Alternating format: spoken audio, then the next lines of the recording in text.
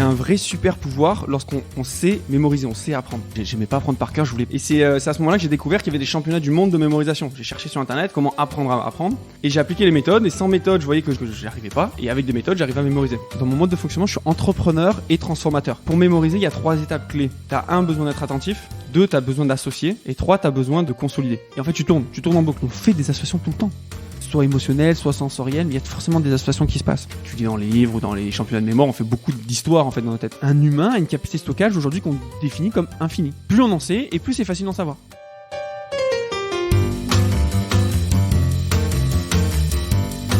Il y a des personnes autour de nous qui ont des parcours atypiques. Salut, je suis Frédéric Azoulay et je suis heureux de vous retrouver sur ce nouvel épisode de La Combinaison. L'idée de ce podcast est de rencontrer des personnalités qui ont eu des destins exceptionnels dans leur domaine. Entrepreneurs, sportifs, écrivains, artistes, je vous fais partager leur expérience, leur parcours lors d'une conversation sans filet. Découvrons ensemble la combinaison des événements qui ont fait leur succès. Pour être averti dès qu'un nouvel épisode est en ligne, il suffit juste de cliquer sur s'abonner dans votre application de podcast préférée. A tout de suite avec mon invité. Bonjour Sébastien. Bonjour Frédéric. Alors quand David Sussman, un ami commun, m'a dit de te contacter, il me téléphone, il me dit écoute, il faut absolument que tu rencontres ce gars-là, il est incroyable, il est extraordinaire. C'est le champion de France de mémoire. Championnat de France de mémoire, je savais même pas que ça existait. En préparant ce podcast, Sébastien, j'ai appris vraiment plein de choses. Et tu vas nous expliquer tout ça. Mais avant tout, est-ce que tu pourrais me dire quelques mots sur toi ? Avec plaisir. Moi j'ai 33 ans, donc Sébastien Martinez. Je suis né dans le sud, à la Seine-sur-Mer, à côté de Toulon. On y est. Alors je sais pas si on entendra les cigales. Elles sont là, ouais, en plein été. J'ai eu un parcours plutôt scientifique. En fait, j'ai toujours eu de l'aisance en maths, physique, et donc ça m'a permis de faire une prépa, une école d'ingénieur. Et pendant mon école d'ingénieur, en fait, moi j'aimais pas apprendre par cœur, je voulais partir à l'étranger, et notamment en Inde. Et à ce moment-là, je devais valider un TOEIC, c'est un examen d'anglais. Donc première fois j'ai fait le TOEIC, donc j'ai eu 350, donc ce qui correspond à 7 sur 20. Donc c'était nul, hein, il me fallait 15. Et c'est à ce moment-là que j'ai découvert qu'il y avait des championnats du monde de mémorisation. J'ai cherché sur internet comment apprendre à mémoriser, et j'ai appliqué les méthodes. Et sans méthode, je voyais que j'y arrivais pas, et avec des méthodes, j'arrivais à mémoriser. Ce qui m'a permis de valider ce TOEIC, donc j'ai eu 800, j'ai eu plus de 16 quoi. Et j'ai eu vraiment un déclic à ce moment-là, donc on est en 2008, qu'il y a un vrai super pouvoir lorsqu'on sait mémoriser, on sait apprendre. Et c'est pour ça après que j'ai travaillé là-dedans sur la mémoire. Et je t'expliquerai après la suite. On a le temps. Initialement, tu voulais faire quoi ? Alors, initialement, j'ai envie de dire comme beaucoup de jeunes, où on ne sait pas ce qu'on veut faire, donc on prend le parcours qui nous ferme le moins de portes. Donc c'est pour ça Maths Sup. C'est pour ça école d'ingénieur généraliste, donc c'est l'école des mines à Alès. Et plus j'avance, et plus à un moment donné, on a besoin de choisir. Et sur la fin de mes études, moi, il y avait la notion un peu écologique ou impact sociétal qui était important pour moi. Et c'est pour ça qu'en sortie d'école, j'ai travaillé dans une PME qui était un producteur d'électricité. Donc historiquement, ils vendaient plutôt de l'énergie hydroélectrique. Et moi, mon projet, c'était du photovoltaïque. Tu fais tes études, tu trouves ces méthodes pour apprendre. Tu deviens ingénieur ? Oui. Tu bosses dans ta boîte d'énergie ? D'énergie, ouais, pendant 1 an et demi, ouais, à peu près. En fait, très vite, ce qui se passe, enfin, ce qui déclenche, c'est qu'il y a une partie déjà émotionnelle. Je sens que je suis pas... À la base, ce qui m'animait, c'était des valeurs écologiques. Je me disais, tiens, travailler dans l'énergie solaire, parce qu'il y a un vrai impact énergétique au niveau, dans le monde en général. Et je me dis, j'ai envie d'apporter ma pierre à l'édifice là-dedans. Et je me suis rendu compte que, en tant que chargé d'affaires, là, j'étais plus en train de rendre plus riche quelqu'un qui était déjà très riche, et il n'y avait pas du tout d'impact, d'intention en tout cas écologique derrière tout ça. Et du coup, voilà, j'avais une sorte de... Mais de toute façon, tu sentais pas que tu allais faire ça toute ta vie ? Non. Et puis en fait, pendant mon diplôme d'ingénieur, on nous forme à être ingénieur entrepreneur. Donc je sais pas, je pense qu'on a planté des graines un peu en moi. Et à l'époque, donc j'étais en couple aujourd'hui avec ma femme. Et elle, on était à 2h30 de voiture l'un de l'autre. Et au bout d'un moment, je me suis dit, bon, c'est bien de se voir que le week-end, mais à un moment donné, si on veut vivre ensemble, faut vivre ensemble, quoi. Et c'est comme ça que, quand j'ai arrêté, en fait, c'était à la fin du projet. Enfin, mon contrat, il s'arrêtait sur la fin du projet. C'était où ? C'était à 7, à côté de Montpellier. Mais je l'ai rejoint. Donc, je l'ai rejoint. Elle était en Drôme provençale à l'époque, à côté de Nyons. Et voilà, donc on a emménagé ensemble. Et ce qui était génial à l'époque, c'est que je me suis dit bon, maintenant, fais quelque chose, quoi. et c'est là où en fait ma fibre entrepreneuriale s'est révélée, parce que je me suis dit bon, j'adorais déjà ces méthodes, je les expérimentais déjà tout seul, et je m'étais dit à l'époque, mais pourquoi j'ai pas appris ça en maternelle? Pourquoi on nous explique pas ça à l'école? Et donc j'ai commencé à les transmettre. Donc j'ai fait, en fait, après coup, je me rends compte que j'ai eu un processus assez classique d'entrepreneuriat. Je me suis dit, à quel endroit je suis légitime? Qu'est-ce que je peux transmettre? Je suis diplôme d'ingénieur, maths, il y a un besoin de cours de maths, cours de soutien. Donc j'ai fait du soutien en maths, mais au final, mon intention derrière, c'était tester les méthodes avec les élèves via la matière maths. Et puis il y avait aussi un peu de physique, des fois il y avait d'autres matières, et c'est comme ça que j'ai mis en pratique et j'ai affiné ma pédagogie, ma méthodologie sur la mémoire. Allez, on va y revenir. Quand on interviewe un champion de France de mémoire, forcément, on a envie de se tester, non? C'est ça qui doit être. En fait, je pense que tout métier a un peu sa private joke, quoi. Enfin, la blague, mais qui est hyper récurrente. Ouais. Et moi, oui, c'est ça. Je suis désolé, je vais la faire quand même. Bon. Ouais, il y en a d'autres, moi aussi, développé, tu les trouveras sûrement. Bon, allez, je vais te donner 20 mots, mais je te laisse 5 minutes pour mémoriser. De toute façon, c'est plus rapide que ça, mais oui. Je vais dire les mots avant tout. Alors, il y aura rouge, voiture, météo, lambada, Londres, mariage, violet, lion, Marguerite, calculatrice, télécommande, tennis, Charlemagne, Tintin, rouge, enfant, micro, canapé, Italie et parfum. Je te laisse 5 minutes, je vais couper et ensuite je vais te demander de les ressortir. Ok.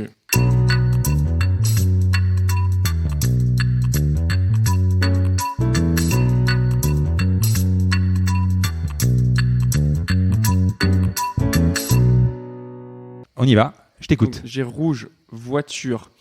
Après, j'ai météo, lambada, Londres, mariage, violet, Lyon, Marguerite, calculatrice, télécommande, tennis, Charlemagne, Tintin, rouge, enfant, micro, canapé, Italie et parfum. Bravo, mais vraiment bravo. Merci. C'est assez facile en fait. Là, il y a 20 mots, c'est... Voilà, je les laisse de côté parce que je vais sûrement te réinterroger. Bon, allez, on reparle sur tes débuts.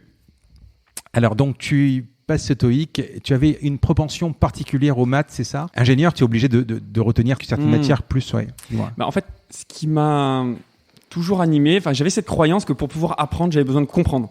Alors, évidemment, c'est une porte en fait importante pour la mémorisation, pour l'apprentissage de manière générale. Mais en fait, du coup, j'arrivais pas à apprendre par cœur. Et je focalisais comme stratégie, j'avais uniquement cette stratégie une fois que j'ai compris, je suis capable de le retenir. Et donc c'est pour ça que j'avais plutôt des affinités sur toutes les matières à forte compréhension. Et en fait, il se trouve que, je sais pas si tu veux que je rentre un peu dans les détails, oui, vas-y. Que j'en fais aujourd'hui, c'est qu'en fait, pour pouvoir mémoriser, on a le temps, hein, tu peux vraiment rentrer dans les trucs. L'analyse que j'en ai aujourd'hui, c'est pour mémoriser, il y a 3 étapes clés. Tu as 1, besoin d'être attentif, 2, tu as besoin d'associer, et 3, tu as besoin de consolider tout ce qui est répétition. Donc, en général, je le représente par 3 boîtes. Tu as la mémoire à court terme, moyen, long terme. C'est juste pour schématiser. Et en fait, donc, on peut parler de la partie attention, on peut parler d'association et de consolidation, mais souvent, l'oubli, elle est dans la partie association. Souvent, l'association, il y a 2 manières d'associer. Soit on associe de manière rationnelle, soit on associe de manière irrationnelle. Et de manière rationnelle, il y a tout ce qui est compréhension. Et d'irrationnel, c'est toutes les méthodes de mémorisation souvent qu'on entend. Si tu lis dans les livres ou dans les championnats de mémoire, on fait beaucoup d'histoires en fait dans notre tête. Ça, c'est l'enfant de 8 ans qui parle. Tu t'inventes une histoire qui bouge. Et voilà, par exemple, dans ta liste de mots, il y a un endroit, moi Charlemagne, il y a une librairie qui s'appelle Charlemagne à la Seine. Et donc j'ai Tintin qui est dans la librairie Charlemagne, parce que dans Charlemagne, le mot après c'est Tintin. Donc en fait, je m'imagine des histoires comme ça. Et donc ça, c'est la deuxième étape dans l'association. C'est les associations plutôt loufoques. Et à l'époque, comme on m'avait pas appris, c'est pas qu'on m'avait pas appris, parce que tous les enfants savent faire ça, savent faire des associations loufoques. C'est qu'on m'a formaté, comme notre société, notre système éducatif, à arrêter à utiliser ces liens loufoques. Je me reposais exclusivement sur ces liens rationnels. Et donc j'étais un peu démuni dans toutes les matières où j'ai pas envie de dire qu'il y a pas besoin de comprendre, c'est que pour pouvoir raisonner, il y a besoin d'avoir un minimum de connaissances. Ça se passe dans les langues, en histoire, en fait. Si tu veux pouvoir faire le raisonnement on va dire, logique des étapes chronologiques ou d'invasion ou de n'importe quoi, tu as besoin d'avoir les dates en tête, des faits, des personnages. Et en fait, c'est avec ces connaissances que tu crées du raisonnement et de la logique. J'ai d'ailleurs vu une émission où tu passais avec Stéphane Bern, oui, où tu devais mémoriser des dates. Quand tu dis la logique, en mathématiques, tu as le relatif et l'absolu. Est-ce que ce que tu fais, c'est obligatoirement relatif? C'est-à-dire que tu vas dire, par exemple, 1515, c'est avant 1500 et quelques et 1600 et quelques, ou je sais pas, ou 1789, c'est entre la commune et machin. Oui. Donc voilà. Comment tu vas... Alors, c'est marrant parce que quand tu me dis relatif ou absolu, je l'ai compris différemment là. Là, ce que tu me dis, c'est que quand tu apprends une nouvelle date, tu l'encadres un peu avec la chronologie. Tu dis, ça avance telle date, après telle date. Pour moi, l'absolu, c'est que tu apprends 1789. Oui. Le relatif, c'est tu vas dire, c'est 5 de plus que 1784. Ouais. Non, mais du coup, moi, je l'ai compris par rapport à moi-même. En fait, la mémoire est par définition relative. C'est-à-dire, tu vas l'associer par rapport à ce que tu connais toi. Tu vas pas apprendre une connaissance en déconnecté de tout. Quand tu me dis 1515, soit tu vas faire une association parce que souvent on te l'a répété tellement de fois que surtout 1515 c'est 15 et 15. Ouais. Faudrait prendre un autre exemple. Non, 1989. C'est le mur de Berlin. Le mur de Berlin. D'accord. Alors pour ceux qui étaient nés à cette époque-là, ils s'en souviennent. Tu vois, il y a un lien rationnel. Ouais. Rationnel dans le sens, et même relatif parce que peut-être que tu l'as vu à la télé, peut-être que tu en as parlé. Enfin, il y a des choses qui, quand tu l'as vécu, tu as ce lien, t'as cette histoire. Mais quand il y a des gens qui sont nés après 89, qui n'ont pas forcément vécu ça, ils sont obligés de le rattacher à quelque chose, mais qui sera aussi relatif, mais relatif à leur expérience. Tu vois, pas forcément. Ça peut être leur prof d'histoire qui leur a répété 100 fois. Moi, ça m'a toujours fasciné, par exemple. Et moi, j'ai vécu, je sais pas, je te dis Claude François, les chansons, tout ça, quoi. Ça m'a toujours fasciné quand tu vas en boîte aujourd'hui et que tu vois des jeunes de 20 ans qui connaissent les chansons par cœur. Quel est leur repère? Et tu te dis que leur repère à eux, c'est peut-être aussi les parents. Oui. En fait, dans tous les cas, il y a des repères. Il y a des repères, ouais. Et c'est là où ça peut être, par rapport à la mémoire, ça peut déranger certaines personnes, c'est que, en fait, ton repère, il est toujours personnel. Et c'est pas parce que il est, on va dire, pas vrai historiquement, ou le lien que tu es en train de créer, il est pas juste, on va dire, d'un point de vue rationnel, d'un point de vue mnésique, il soit pas bon. Parce que là, le but, c'est juste d'un point de vue mémorisation, que tu t'en souviennes, et que tu sois né ou pas en 89, et du coup, que tu imagines, tu vois le mur de Berlin qui tombe, donc ça, ou alors que tu imagines un bonhomme de neige qui jette des œufs. Le bonhomme de neige pour le 8, c'est œuf, 9, qui jette sur un mur et que le mur tombe, tu vas te souvenir de 89, tu vois. Dans les deux cas, c'est un support pour t'en souvenir. Quand on défile ta méthode, on va largement y revenir. Tu dispenses, tu fais une méthode pour apprendre à apprendre, en fait. Oui, c'est clairement ça. Voilà. Mais j'ai l'impression qu'à cette époque, tu es comme un peu flemmard. Tu te dis, voilà, j'ai tellement de boulot à faire. Tu voulais apprendre à ne pas apprendre. C'est un peu l'inverse. Mais je voulais apprendre en m'amusant un peu. Enfin, je voulais pas cette contrainte. Et d'ailleurs, c'était le premier site internet, entre guillemets, la marque, c'était apprendre, c'est s'amuser. Ouais. Mais aujourd'hui, il n'existe plus. Mais oui, à la base, en fait, je pars d'un problème. Ouais. Et j'ai envie de dire, c'est un peu tous les entrepreneurs, ils partent d'un problème, souvent ils partent de leur problème. Et mon problème, c'est, je veux partir à l'étranger. Alors, j'ai eu plusieurs destinations, mais la dernière, c'était l'Inde. Je me dis, tiens, l'Inde. Et pour ça, je dois valider ce foutu TOEIC, où j'ai jamais réussi à apprendre des mots de vocabulaire, où j'ai jamais été très bon en anglais. Et donc, je me fixe comme objectif comment faire pour valider ce TOEIC, parce qu'en plus, j'avais un temps réduit. Je valide, je sais plus combien de mois j'avais, mais c'était assez faible. Et donc, c'est là où je me mets en recherche de ces méthodes. Et au final, je me rends compte que ces méthodes sont marrantes, sont intuitives, dans le sens où on les applique quand on est tout jeune. Et c'est vrai que c'est des méthodes de feignants. Mais tu les trouves où, ces méthodes ? Plutôt en anglais, en ligne, sur Internet, dans des livres. Un des premiers ouvrages que j'ai lu, c'est Tony Buzan. C'est un des fondateurs des championnats du monde de mémorisation. Et, un anglais ? Un anglais, ouais, un anglais. Donc, si tu as 7 sur 20 en anglais... il était traduit en français. Voilà, parce que sinon, déjà, c'est encore une difficulté supplémentaire de se faire du... Les livres étaient en français. D'accord. Certains de ces livres, mais après, au bout d'un moment, j'ai acheté. Après, même en Inde, j'ai acheté des livres d'indiens. Alors, ils étaient en anglais, mais sur la mémoire. Du coup, je me suis amusé à apprendre un peu d'hindi à l'époque. Mais ouais, c'était marrant. Donc, c'est des stratégies qui existaient ? Oui. Ouais, en fait, la plus vieille stratégie, il faut savoir, elle a 2500 ans. C'est Simonides de Chaos. Donc, c'est dans des ouvrages de Cicéron que on parle d'un poète qui récitait des vers, et pendant la soirée, il sort. Donc, ce Simonides de Chaos. Et quand il sort, il y a l'auberge qui s'effondre. Ils sont tous morts. Et on lui demande d'identifier les cadavres. Et là, il s'aperçoit qu'il n'est pas capable de les reconnaître, mais il est capable de les repositionner autour de la table. Et là, de ce constat, il se dit, tiens, je vais inventer une méthode de mémorisation. Et c'est ce qu'il appelle la méthode des lieux, ou la méthode du palais mental, qui, en se basant sur on va dire, sur notre mémoire visio-spatiale, nous permet de positionner des objets dans une maison ou n'importe quoi, et on se souvient ça peut être une liste de... Là, la liste de mots, je l'ai mémorisée comme ça. Donc ça, c'est la première stratégie, on va dire, qui est connue. Mais celle d'utiliser à l'époque, c'était quoi? C'était pour apprendre le TOEIC. Alors pour apprendre le TOEIC, je me suis un peu créé un peu ma propre micmac. Donc c'était retenir du vocabulaire. Et pour pouvoir retenir du vocabulaire, c'est faire des associations. Si je prends l'exemple, tiens, en hindi, Baya, c'est un frère. Si tu imagines donc Baya, je sais pas, pour moi c'est une plage. Une plage, très bien. Et t'as un frère peut-être? Non. Donc est-ce que t'as quelqu'un que tu considères comme ton frère peut-être? Oui, mon meilleur ami. Donc imagine ton meilleur ami là comme ça qui est sur la plage. Donc cette plage, il est en train de bailler peut-être même pour encore plus avoir d'indices. Et maintenant si je te dis Baya, tu penses à quoi? Oui, je vais penser à lui. Tu penses à lui, donc la traduction c'est? Bailler. Non, c'est pas bailler. C'est ton? Ah, mon frère. Ton frère, c'est ça. Ouais. Tu vois, comme quoi Oui, ça c'est normal. Ça, après, tu as besoin de tester pour vérifier quel est le bon terme. Mais du coup, c'est ça, c'est faire des associations. Et comme à l'époque, avant de connaître ces méthodes, je m'autorisais à faire que des associations rationnelles, c'est-à-dire l'étymologie de ce mot, ça veut dire ça, donc forcément, c'est ça la traduction. Quand tu n'as pas accès à cette étymologie, quand tu l'as pas retenue, pour pouvoir retenir du vocabulaire, c'est compliqué, quoi. Le fait de vouloir apprendre à ne pas apprendre, ça t'a fait dévier de ta trajectoire. Donc, tu n'étais pas vraiment à l'aise dans cette boîte de photovoltaïque. Oui. Tu avais le besoin de retrouver ta copine de l'époque, maintenant qui est ta femme. C'est ça. Et tu as cette petite voix qui te dit j'ai envie de devenir entrepreneur. Tu as ces méthodes que tu trouves donc sur Internet ou dans des bouquins. Mais finalement, si tu penses à créer ta méthode à toi, c'est qu'elle te convient que moyennement. Mais qu'est-ce que tu fais? Ou alors tu la reformules à ta sauce? En fait, déjà, il y a plusieurs questions là. Est-ce que entrepreneur... Le truc, c'est que je savais pas que j'étais dans une démarche entrepreneuriale. En fait, j'ai un peu écouté mon intuition. Et ça, peut-être, c'est intéressant. Enfin, je fais un peu un retour arrière. Pendant mon séjour en Inde, en fait, j'ai découvert notamment la méditation. Je suis allé faire un stage, en fait.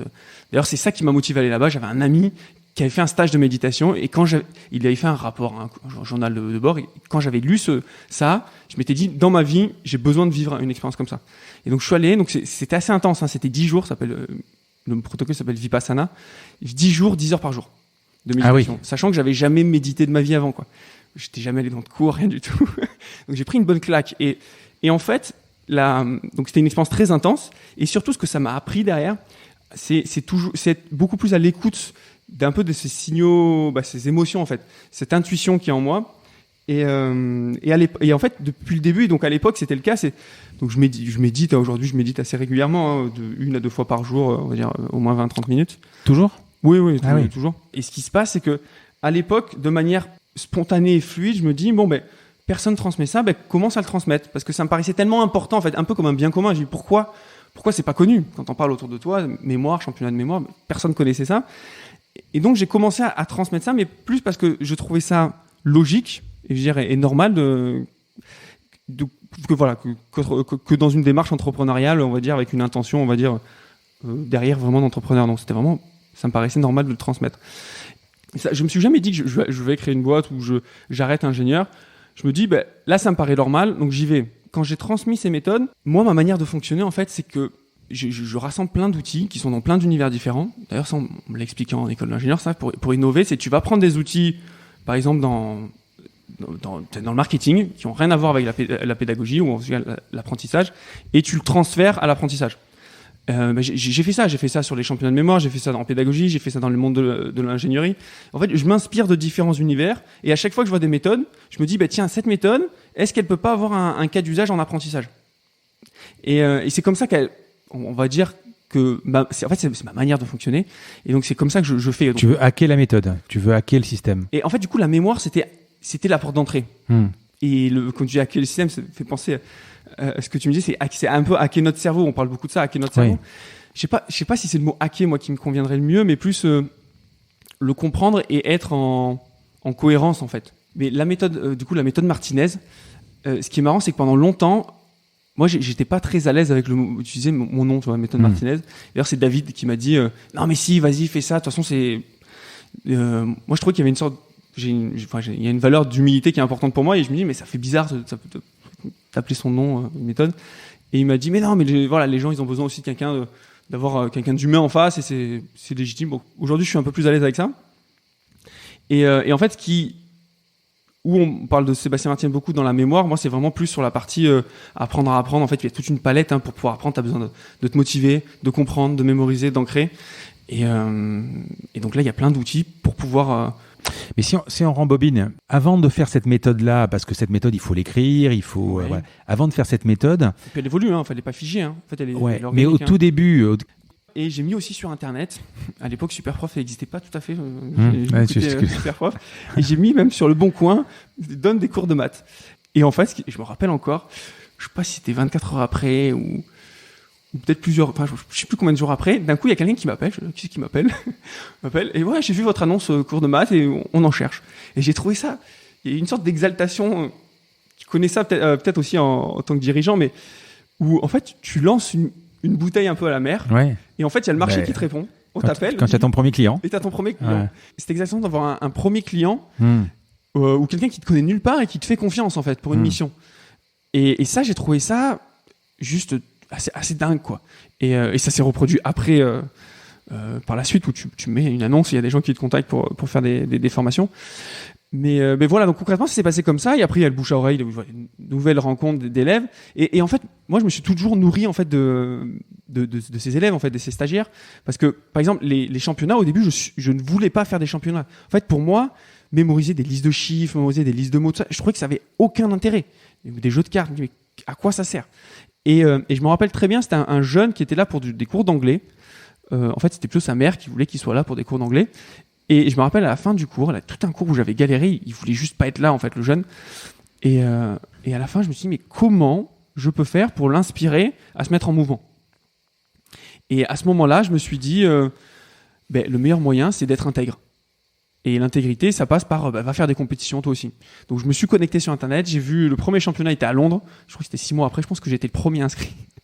Et je me suis inscrit, donc c'était en août, ça doit être en 2014. Et donc je suis allé faire cette compétition et c'était génial parce que ça m'a mis 2 claques. Je me suis dit mais en fait je suis pas du tout au niveau, je suis juste pas du tout entraîné. Tu prends pas la mesure du sport. En fait je savais pas que c'était un sport. Et donc ça m'a permis de m'entraîner sérieusement derrière. C'est comme ça que du coup j'ai été champion de France par la suite en 2015, 2017 vice-champion de France et en 2018 avec l'équipe de France on a été vice-champion du monde. Mais voilà, pour revenir à la genèse, c'est moi comment je fonctionne en fait, et ça j'ai compris ça après avec des formations, c'est je suis dans mon mode de fonctionnement, je suis entrepreneur et transformateur. Ça veut dire quoi ? Ça veut dire que je pars de problèmes. Donc au début c'était mes problèmes d'apprentissage, maintenant c'est des problèmes plutôt de mes élèves ou de mes clients. Et transformateur, j'ai besoin de me transformer, de tester en fait pour voir que ça fonctionne, avant de pouvoir inspirer les autres à se transformer s'ils veulent se transformer et mettre en pratique quoi. Oui, tu améliores. Et j'améliore, c'est ça. Au début, tu mets ça noir sur blanc ? Pas du tout. Moi, et d'ailleurs, j'aime pas trop écrire. Ouais. Tu as quand même écrit 3-4 bouquins. Oui, 3, mais c'est ça qui est génial. C'est, d'ailleurs, la première fois que le livre est sorti, le 1, je me rappelle mon père qui m'a dit ça. Il m'a dit, mais si, quand tu étais au collège, lycée, on m'avait dit que tu écrirais un jour un livre, j'aurais pas cru. Et c'est vrai que j'aimais pas. Il me faisait faire des dictées souvent. Je faisais des fautes d'orthographe. C'est un truc. C'était pénible en fait pour moi, on va dire cette langue française au début. Mais ce qui se passe pour l'écriture des livres, encore une fois, ça s'est fait spontanément et de manière fluide. Pourquoi ? Parce que moi, la méthode, du coup, je l'ai faite avec mes élèves. Donc c'est en voyant des problèmes, en voyant leurs problèmes, j'ai mis en place des solutions. Et au fur et à mesure, j'ai implémenté. Au début, ça marchait que pour moi. Mais à force de voir d'autres cas d'usage, j'ai trouvé un truc qui marchait par... Une sorte d'algorithme. Dans ces cas-là, ça fait ça. Ouais, c'est un peu ça. C'est un algo, c'est un peu ça. Mais je le faisais inconsciemment. Tu vois. Et du coup, les livres, ce qui s'est passé, c'est que je me suis dit, un jour, ça serait bien que je le formalise. Mais en fait, ça me plaisait tellement d'être en contact avec des personnes et je voyais que ça évoluait tellement. Et un jour, j'ai Amélie Petit, donc c'est mon éditrice aujourd'hui, qui m'appelle et qui me dit on sort un livre danois, une traduction, c'est un reportage de championnat du monde de mémoire. Et on cherche quelqu'un pour le préfacer, pour incarner le livre. Est-ce que ça vous intéresserait? Il dit, on a 2 écoles, soit on choisit un neurologue, soit on s'est dit aussi on pouvait prendre un athlète, et comme on voit que vous faites de la compétition, tout ça. À l'époque, j'étais même pas champion de France et tout. Hein. Et là, je lui dis, peut-être, envoyez-moi d'abord le sujet, parce que je veux savoir si c'est cohérent avec ce que je raconte. Et quand et après, donc, j'ai fait cette préface. Et ce qui s'est passé, c'est qu'après coup, ils ont fait un travail remarquable d'attaché de presse. Donc, c'était son associé Sophie Kaya qui a fait ça. Et ce qui s'est passé, c'est que j'y suis passé d'ailleurs notamment l'invité des 5 dernières minutes de France 2 là avec Élise Lucet. Tellement d'impact que derrière ils m'ont dit bon maintenant il faut que tu écrives ton livre. Et je dis mais moi faut écrire des livres ça. Enfin c'est pas mon truc quoi. Et du coup on l'a écrit ensemble en fait. Elle m'a aidé à structurer, on a fait le plan, et du coup on a eu cette patte et c'est ça que j'ai beaucoup aimé aussi dans cette écriture de livre, c'est que moi aujourd'hui je suis très bon dans des formations où avec des méthodes d'animation à prendre les personnes et les amener à la fin de la formation et les gens ils disent waouh c'est déjà fini, c'est génial ce qu'on a appris. Mais par contre j'étais pas capable, j'avais pas cette technicité dans l'écrit et c'est ça qu'elle a apporté. Tu vois, elle m'a posé des questions, elle a rapporté des histoires que je lui racontais, donc ça donne un livre aujourd'hui quand je le lis je me dis waouh c'est moi qui ai écrit ça, enfin, on l'a coécrit pour le coup, mais donc voilà, et au final quasiment tous les projets que je fais ça se passe comme ça, c'est que je rencontre l'expert qui fait que 1 + 1 ça fait 3 ou 10 quoi. Allez, c'est l'instant promo, parle-moi de ta méthode Martinez, la fameuse, donc même si tu revendiques peu le nom. Oui. Alors la méthode aujourd'hui, le cœur de la méthode c'est dit quand tu as un problème d'apprentissage, enfin nous la raison un peu d'être qu'on se donne c'est accompagner les apprenants à réussir. Nous c'est qui? Nous c'est moi et mon équipe. Tu as une équipe, vous êtes combien? On va dire en tout on est 6-7. D'accord. Tu vois, il y a 3 autres formateurs avec moi. Et donc pour ça, on a besoin de partir sur c'est quoi le projet, l'objectif de la personne. Donc aujourd'hui par exemple, on travaille beaucoup avec des jeunes qui font la première année de médecine. Donc et là, on part sur leur contenu. Ils ont besoin d'apprendre des tableaux, des schémas, des gros pavés, de la natte. Donc on part du problème, on donne la connaissance qu'ils veulent retenir, et on met en place des jalons pour qu'ils y arrivent. Et ça peut être retenir des listes. Enfin, ça peut être des choses très simples, comme je dis, retenir une liste. Là, j'en sors d'une formation avec eux où ils retenaient du cycle de Krebs. Enfin, c'est 9 éléments. Et ça peut mettre 3 minutes à le retenir, tu vois, quand tu as une méthode facile. Et alors que s'ils n'ont pas de méthode, ils mettent 2 heures, quoi, enfin, pour s'en souvenir. Ou alors ça peut être des gros pavés. Et voilà, je te dis, on met des méthodes en place. Dans le cœur un peu de la méthode, ce qu'il faut voir, c'est qu'il y a toujours une notion de se tester et de faire des erreurs. C'est en fait, on se prépare, on passe à l'action. En passant à l'action, donc on mémorise. Quand on mémorise, de suite après, on se teste. On teste en faisant des feuilles blanches, en se testant. Et en se testant, on se corrige. Et ce qui se passe dans cette correction, c'est qu'on voit toutes les erreurs. Et c'est un cercle. Et en fait, c'est une boucle. En fait, ça vient un peu du sport ou même de l'ingénierie. En fait, c'est préparation, action, test, correction. Et donc en fait, c'est un peu ça, on va dire, le cœur du réacteur de la méthodologie, c'est qu'on part du problème et on met en place des jalons et on l'améliore. Mais souvent, on est connu sur la grosse plus-value qu'en général, toutes les méthodes d'apprentissage n'incluent pas trop, c'est toutes ces techniques de mémorisation, d'association, aujourd'hui on a une sacrée. Et c'est basé sur le palais de la mémoire? Pas que. En fait, c'est basé sur ce que je te disais juste avant. C'est pour mémoriser, tu as besoin d'être attentif, d'associer, de répéter, de consolider. L'attention, il y a plein d'outils. Il y a des outils, voilà, par exemple, faire des pauses régulièrement. Ça peut être, ça dépend. Ça peut être des fois d'être debout, assis. Enfin, il y a plein de comment tu gères ton attention. Dans la partie association, comme je dis, soit tu fais des liens rationnels, soit loufoques. Donc là, tout un panel. Je parlais tout à l'heure de ça, Axel. J'en parle dans le premier livre de ces méthodes d'association. Et après, il y a toutes des méthodes de consolidation. Et les consolidations, il y a 2 manières de consolider. On va dire de manière active ou passive. Passive, c'est quand tu dors, quand tu fais du sport. En fait, ton cerveau marche, mais tu t'en rends pas compte. Et active, c'est quand concrètement tu réécris tes trucs ou t'en parles à quelqu'un. La répétition, ouais. C'est plus la répétition, on va dire plutôt active. Et ça peut s'orchestrer en fait. Il y a de l'organisation, donc là ça vient un peu plus de l'ingénierie, comment tu t'organises pour répéter au bon moment, pour pas l'oublier. Donc moi je dirais du coup cette méthode, elle est avant tout pratico-pratique, elle passe par j'ai un problème, par exemple des dirigeants, je veux retenir pas du vocabulaire en anglais, ou ça peut être retenir un texte, enfin faire un discours sans notes, ça peut être retenir les noms des visages des gens. Donc on part d'un problème toujours. Et de ce problème, on construit un plan d'action pour que les gens y arrivent. Dans les bouquins que tu as publiés, dans La mémoire infaillible, je crois, tu cites 2 méthodes, la SAC et la SEL. Ouais, tu peux m'expliquer un peu ce que c'est ? Oui, alors ça, c'est vraiment des méthodes de mémorisation pure. Et c'est même plus que des méthodes, c'est vraiment un plan d'action, une stratégie. C'est un enchaînement, en fait. Et ce qu'il faut voir, voilà, c'est livres, quoi, c'est 2015, je crois, les livres. Et donc, à l'époque, j'avais pas cette notion aussi globale. C'est vraiment axé, vraiment mémorisation. Et donc, SAC et SEL, c'est vraiment ça. SEL, c'est quoi ? En fait, c'est plus les ingrédients qui sont nécessaires pour faire des bonnes histoires, des bonnes associations. Donc, SEL, c'est un acronyme, en fait, S-E-L. SEL, c'est les sens. Tu as besoin d'utiliser tes 5 sens. E. Tu as besoin de ressolliciter ta flamme d'enfant. Et L, tu as besoin de faire des liens, de lier, en fait, tes images. Si on prend... Mais quand tu prends le 1989... le mur, voilà. Ouais, le bonhomme de neige qui prend un œuf, qui jette sur le mur. Et à force de jeter, le mur, il tombe. Ce qui se passe, c'est qu'en fait, là, en fait, tu as 3 indices. Ouais. Tu as un bonhomme de neige, tu as un œuf et un mur. Évidemment, si tu as le contexte, le mur, tu fais, mur de Berlin. Bonhomme de neige, il ressemble à un 8. Et l'œuf, phonétiquement, c'est un 9. Donc ça, c'est le sel. Parce que là, tu fais appel à ton âme d'enfant, quand même. En fait, là où c'est le sel, c'est la construction de l'histoire. L'histoire, elle est conçue, voilà, avec tes 5 sens. J'imagine le froid du bonhomme de neige. J'entends le bruit de l'œuf qui se casse contre le mur, même le mur qui tombe. Donc voilà, j'ai mes 5 sens. L'imagination, là, un bonhomme de neige qui jette un œuf, c'est quand même... t'as besoin d'avoir 8 ans pour te reconnecter à ça. Et lien, il y a un lien, parce que t'as le bonhomme de neige qui a un œuf dans la main, qui le jette, ça tombe sur le mur. Donc il y a vraiment un peu un effet de récurrence, tu vois, domino entre les éléments qui s'enchaînent. Donc là, ça respecte, on va dire, les 3 étapes, enfin les 3 points du sel, pour que l'association reste. En tout cas, s'accroche. Tu crois que c'est beaucoup plus facile de se souvenir... Alors, mais 1989, par exemple, mur de Berlin, chute du mur de Berlin, il faut que tu retiennes l'œuf, le bonhomme de neige, il balance, il jette.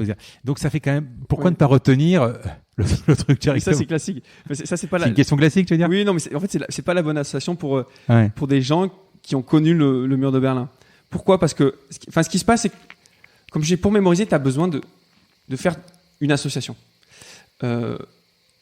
Les deux, associations rationnelles ou irrationnelles, ou loufoques, j'aime bien les appeler, sont les deux nécessaires. C'est comme les 2 bras que tu as. Elles ont des cas d'usage complètement différents. L'association rationnelle va être utile dans tous les cas où tu as déjà suffisamment de connaissances pour créer un maillage, un peu comme une toile d'araignée. Si tu as une grande toile, tu vas pouvoir facilement aller accrocher autre chose. C'est comme dans ton métier. On te met un stagiaire dans ton métier. À la fin de la journée, il va être saturé. Il va avoir retenu moins de la moitié de ce que tu as retenu. Toi, tu vas t'en souvenir. Pourquoi ? Parce que tu as déjà peut-être les noms des fournisseurs, des clients, tout ça. Donc en fait, les informations qui vont t'arriver, un détail d'un client, tu vas juste affiner en fait dans ta toile. Oui, tu associes. Tu vois, ça va être très, très facile parce que tu as déjà beaucoup de liens rationnels dans ce domaine-là. Par contre, dans un domaine où tu n'as rien, si je parle de la Chine, je ne sais pas si tu connais la Chine ou les différentes dynasties chinoises, j'en sais rien, on va faire un cours là-dessus. Au bout de 5 minutes, on va être largué. Pourquoi ? Parce qu'en fait, on a une toile de connaissances autour de cet univers-là qui est ridicule, qui est quasi nul. Et dans ce cas-là, on ne peut créer que des liens loufoques. On ne peut pas créer des liens rationnels. Parce qu'en fait, tu n'as rien à connecter. Donc en fait, le curseur, il est là. C'est quand tu es dans un univers complètement inconnu, tu es obligé de créer des liens loufoques. Quand tu es dans un univers très connu, tu vas faire quasiment que des liens rationnels. Et c'est pour ça souvent qu'il y a des gens qui me disent « Mais moi, quand j'étais jeune, j'arrivais mieux à retenir. » Mais c'est juste que tu t'es de plus en plus focalisé sur des liens rationnels. Du coup, tu sais faire que ça. Et aujourd'hui, comme tu n'es plus entraîné sur le loufoque, quand tu vas dans un nouveau domaine, tu as l'impression d'être démuni. Oui, parce que tu sais plus faire ça. Donc si je reboucle avec 1989 sur le mur de Berlin, c'est une date tellement connue en France et en plus qui est historique et assez proche. Tous les gens qui la connaissent, ils disent mais inventer un bonhomme de neige qui jette un œuf sur un mur, évidemment ça va pas marcher. Ça paraît énorme, mais oui, parce qu'en fait tu l'as déjà la connaissance. Tu vas pas t'inventer une histoire parce que tu la connais déjà. Et surtout parce que tu as déjà peut-être toute l'histoire de la Deuxième Guerre mondiale, la guerre froide, le machin. Donc en fait, t'as toute une sphère, un maillage de connaissances qui vont te faire dire que 89, t'as d'autres chemins qui sont 10 fois plus rapides pour toi que de t'inventer un bonhomme de neige. Chacun fait son truc de toute façon. Et donc c'est là en fait la clé, c'est d'identifier la meilleure association pour toi. Et souvent la meilleure association, c'est celle qui est spontanée. Moi, dans mes stages, souvent je muscle, j'exagère, on va dire, la partie loufoque, parce que les gens, aujourd'hui, en général, ne sont pas très entraînés sur cette partie loufoque. Et la SAC ? Et oui, et le sac. Et le sac, on va dire, c'est dans le... Alors, le sel, on va dire, c'est plutôt le principe pour une bonne association. Le sac, c'est plus un début de protocole. Je ne m'en rendais pas compte à l'époque, mais un début de stratégie, c'est que quand tu veux mémoriser du vocabulaire, tu as 3 étapes. Tu sélectionnes ton mot de vocabulaire. Par exemple, je t'ai dit tout à l'heure, Baya, Mantemango.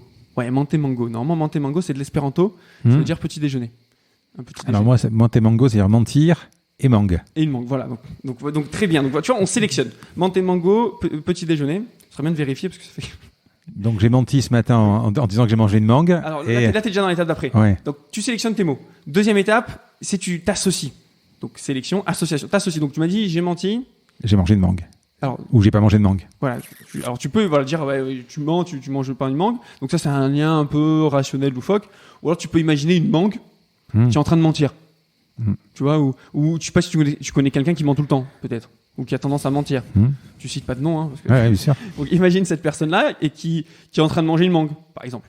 Et donc là, t'as ton association pour Mantemango. Maintenant, petit déjeuner. Tu peux penser à quoi? Qu'est-ce que tu manges au petit déjeuner, toi? Des tartines avec des confitures. Des tartines, tu peux penser à un croissant.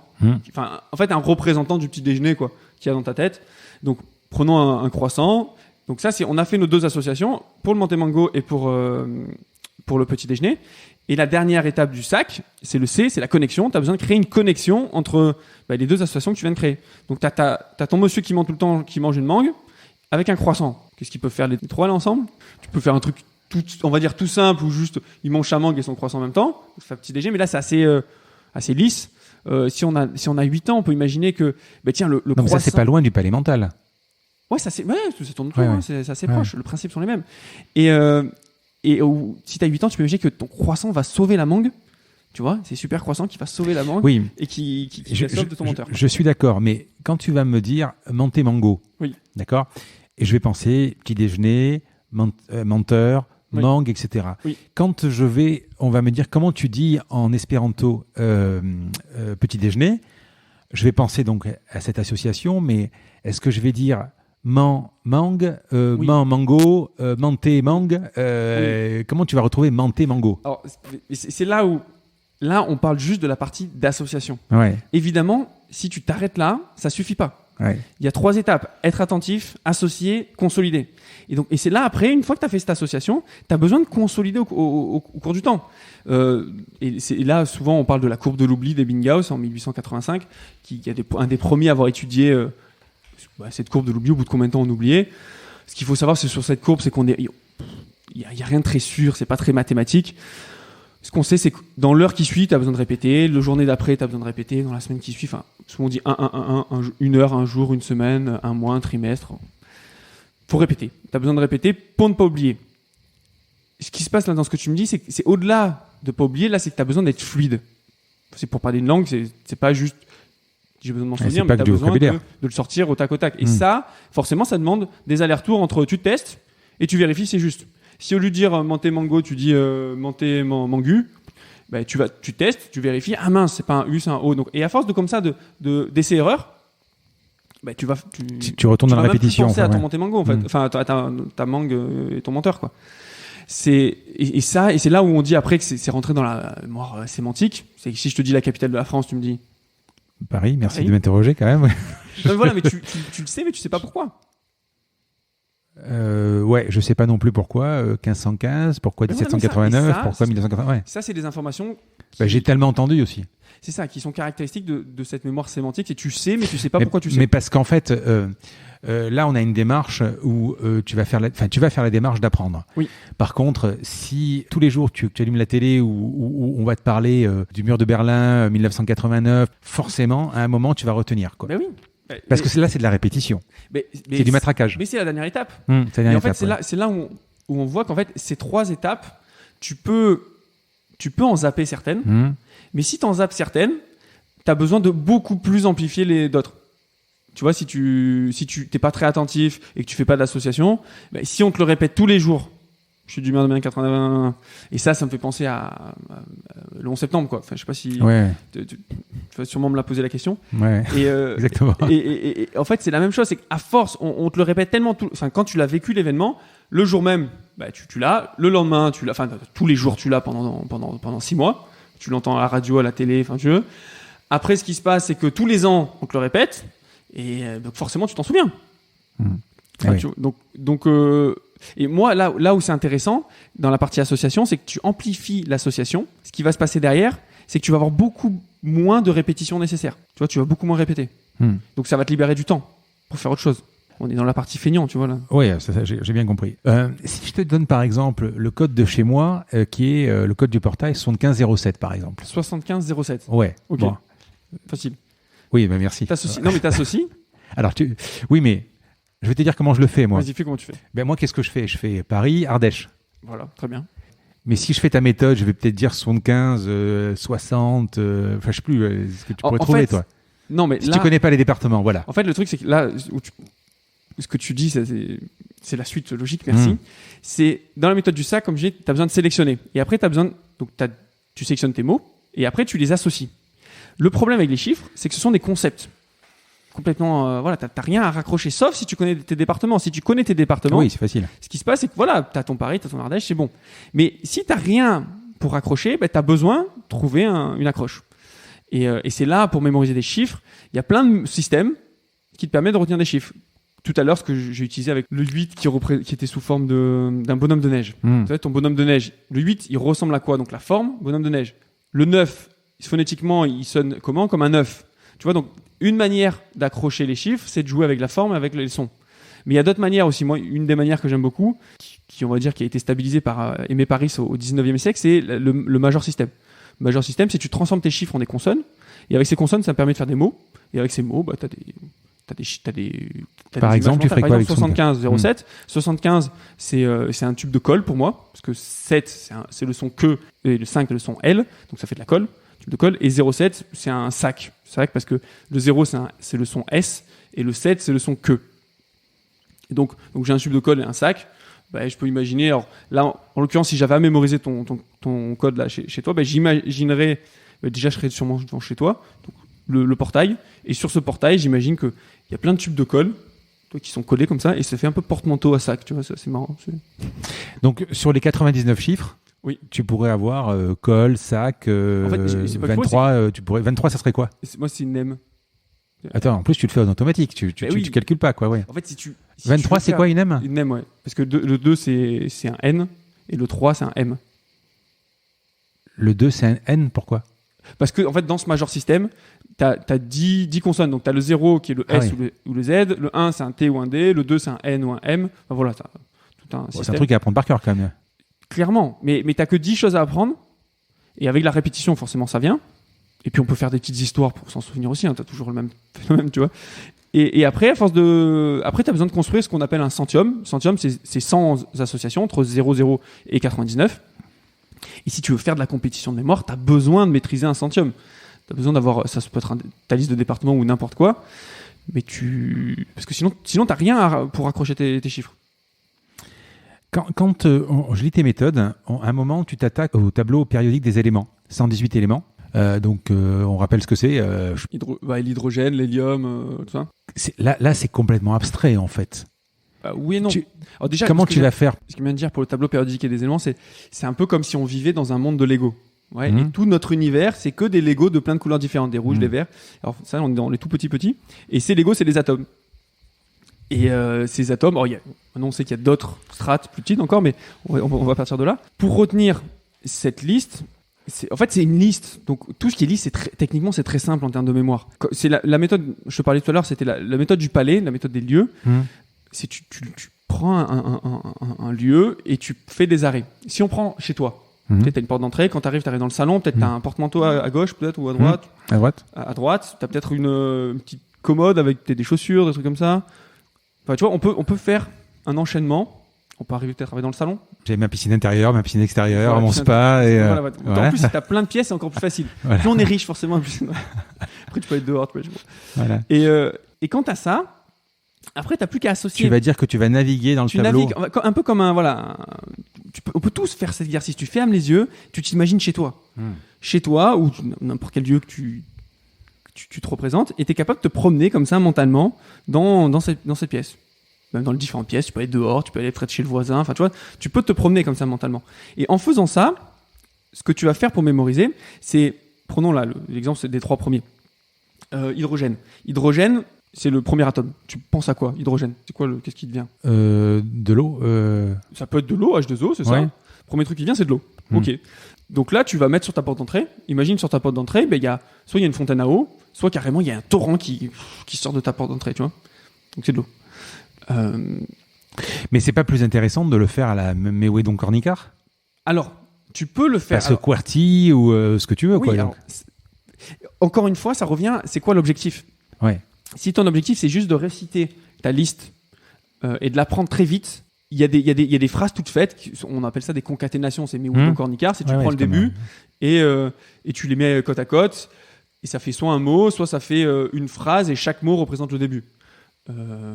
Non, mais que je te donne l'exemple que j'aime à faire connaître un nombre utile au sage éternel Archimède. C'est pi en fait. Hein. Mais c'est pi parce que c'est la somme des lettres par mot. Ça fait un chiffre. Ouais, mais tu vois, ça je l'ai appris. Enfin, moi j'ai fait une terminale scientifique, terminale C.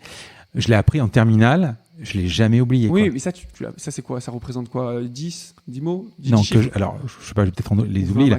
Que j'aime à faire connaître un nombre utile au sage éternel Archimède, artiste ingénieur, qui de ce, j'ai oublié, ne peut oublier la valeur, un truc comme ça. Peut-être 20.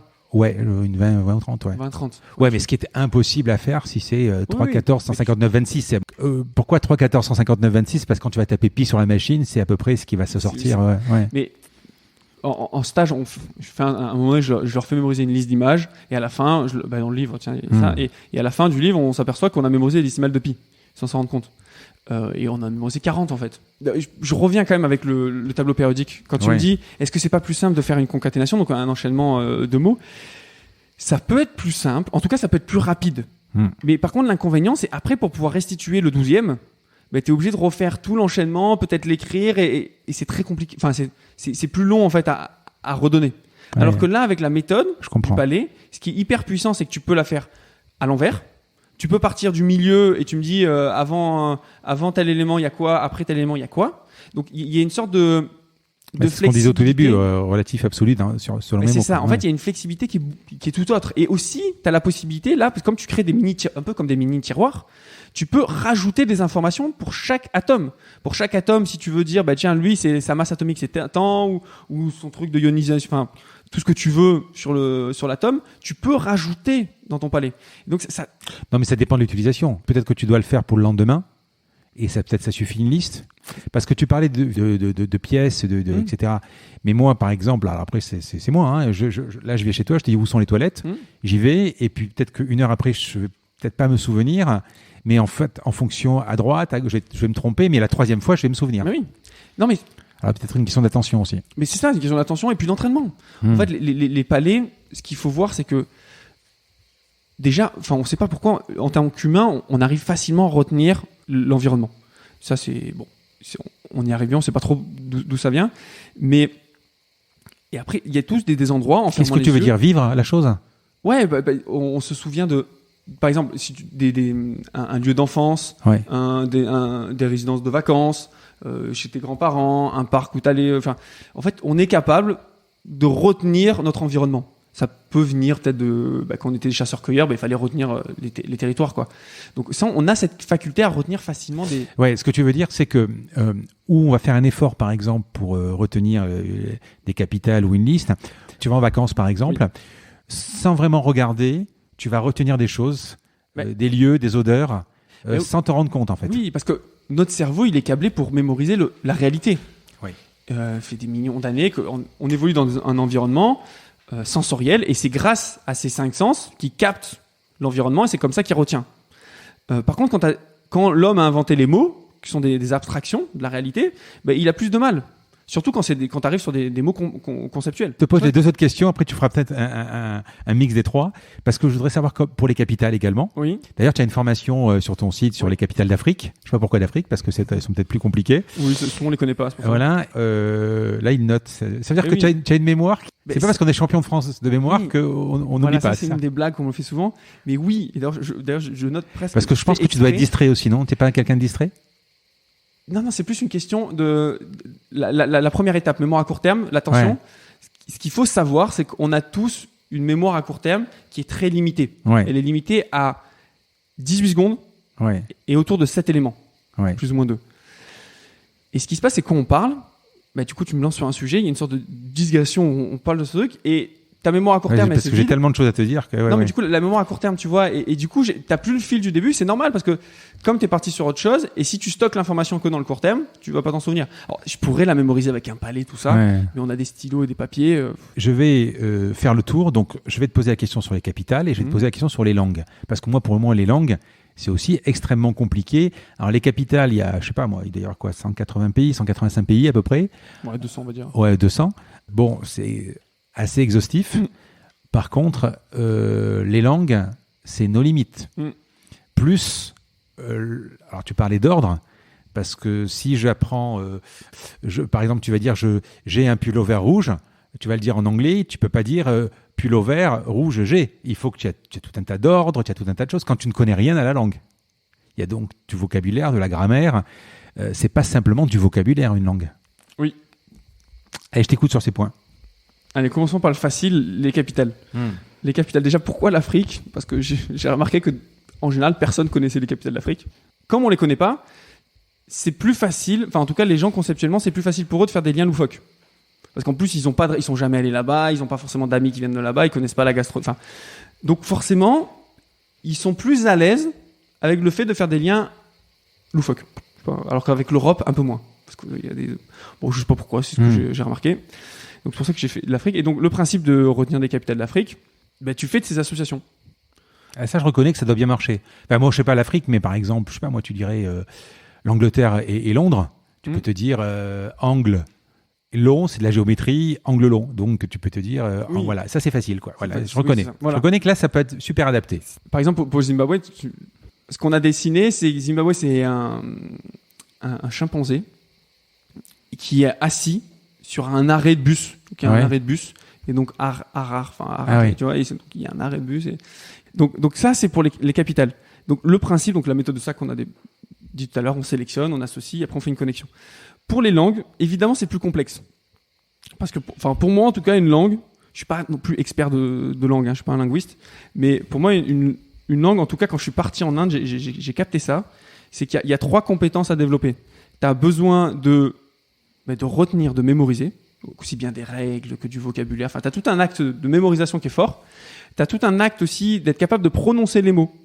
Je me suis rendu compte que là-bas, il y avait certains sons, c'était pas facile au début à les prononcer, même toujours. Et après, il y a un 3e axe, c'est d'être capable de reconnaître les sons. On te dit des mots, il faut être capable de les capter. Donc pour moi, il y a au moins ces 3 axes. Et d'ailleurs, il y a des méthodes de langue. Je pense à la méthode Tomatis, j'ai jamais testé, mais qui se focalise uniquement sur la reconnaissance des sons. Et donc moi, ce que je peux apporter dans les langues, en tout cas ce que j'ai appris pour moi, c'est retenir du vocabulaire. Et ce qui se passe, c'est que ça dépend aussi de ton objectif. Si ton objectif c'est déjà d'aller dans le pays, être capable de t'orienter, de faire le touriste, connaître 200 mots, 500 mots, c'est largement suffisant. Et ça, en termes de vocabulaire, ça prend. Est-ce que tu pourrais utiliser la loi de Pareto ? En un mois, c'est largement fait, quoi. La loi de Pareto en disant, voilà, par exemple, pour apprendre quelque chose, mettons, je sais pas, alors, peut-être pas médecine, parce que médecine c'est compliqué, mais peut-être pour.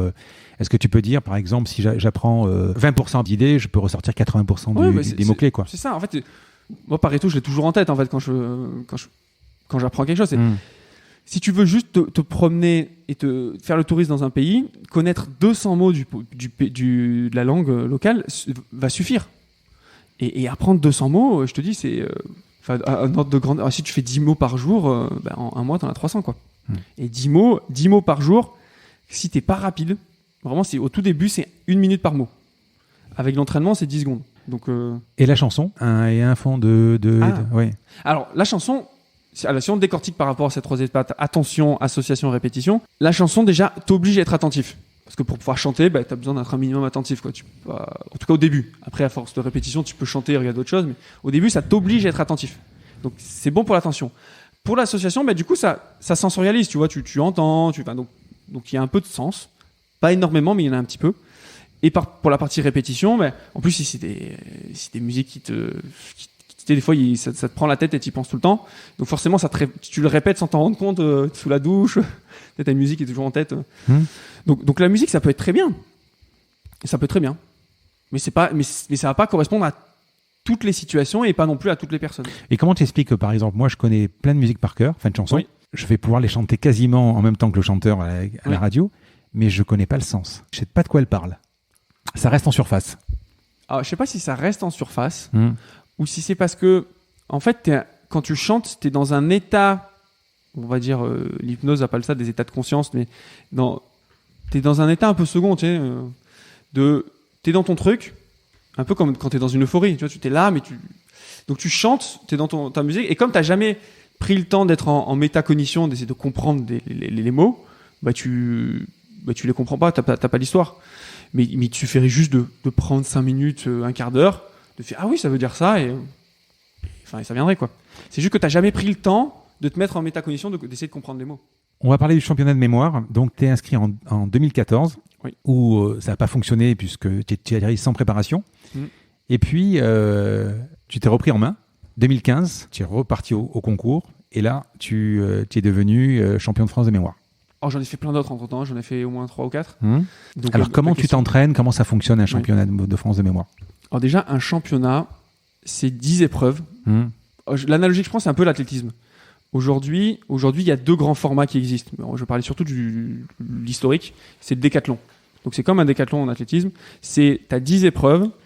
C'est des épreuves qui sont très individuelles, dans le sens où c'est toi face à l'épreuve.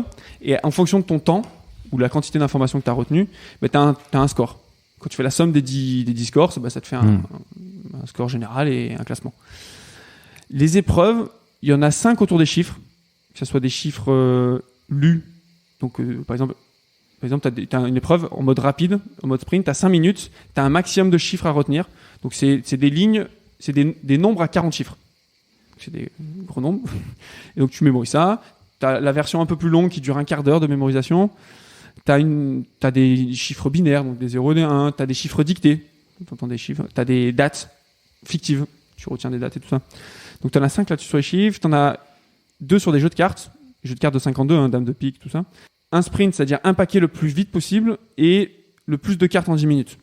Le plus de paquets en 10 minutes. Il y a des listes de mots, il y a des listes d'images, des trombinoscopes. Voilà, je fais le tour des épreuves. Maintenant, comment on s'entraîne et peut-être des résultats pour savoir un peu jusqu'où on peut aller. Alors, en termes de résultats, par exemple, un paquet de cartes. Moi, je crois que quand j'ai commencé, le record du monde, 2014, ça devait être autour de 30 secondes. Retenir un paquet complet. Mais des cartes, c'est des cartes à jouer? Ouais, des 52 cartes. Donc, il mettait 30 secondes pour les regarder. Et après, il est restitué. Il avait 5 minutes pour les restituer. Ouais, c'était peut-être à 28, 25 secondes. Là, maintenant, le dernier record du monde, il est à 13 secondes. Et toi, tu fais...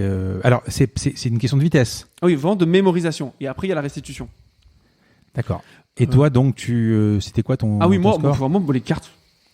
J'ai toujours cette appréhension des cartes. C'est pas un truc pas utile dans la vie de tous les jours, donc je m'entraîne assez peu. Mon record perso, il a 1 minute 47. Et là, encore une fois, tu fais des liaisons entre toutes les cartes? Alors là, la méthode pour les jeux de cartes, c'est tu as besoin d'avoir transformé chacune de tes cartes en association. Ouais. Par exemple, la dame de cœur, c'est ma chérie. Enfin, il y a des systèmes pour associer. Et une fois que tu as associé ça, le 3 de pique, c'est une pomme, par exemple. Une fois que tu as tes associations, tu as un palais aussi. Un palais, c'est comme ta feuille pour écrire. Et tu écris tes associations dans ton palais. Donc, si par exemple, j'ai dame de cœur, 3 de pique, j'ai ma chérie qui mange une pomme. Et après, donc, je la mets, par exemple, devant la porte d'entrée. Et quand j'ai associé comme ça mes 52 cartes, après, quand je repasse mentalement dans mon palais, je vois à l'entrée, tiens, il y a ma chérie qui mange une pomme, donc c'est dame de cœur, 3 piques. Pour retenir les chiffres, 75,07, pardon. Ah oui, 75, oui. C'était quoi le centième. Le centième. C'est-à-dire qu'avant d'arriver à l'épreuve de mémoire, tout ton jeu de cartes, il est déjà dans les cases. Il n'y a plus qu'à faire l'histoire, en fait. En fait, c'est ça. En fait, et là, ça va sur la technique en amont. Donc, si on reprend sur le centième et les championnats, ça demande une technique d'entraînement.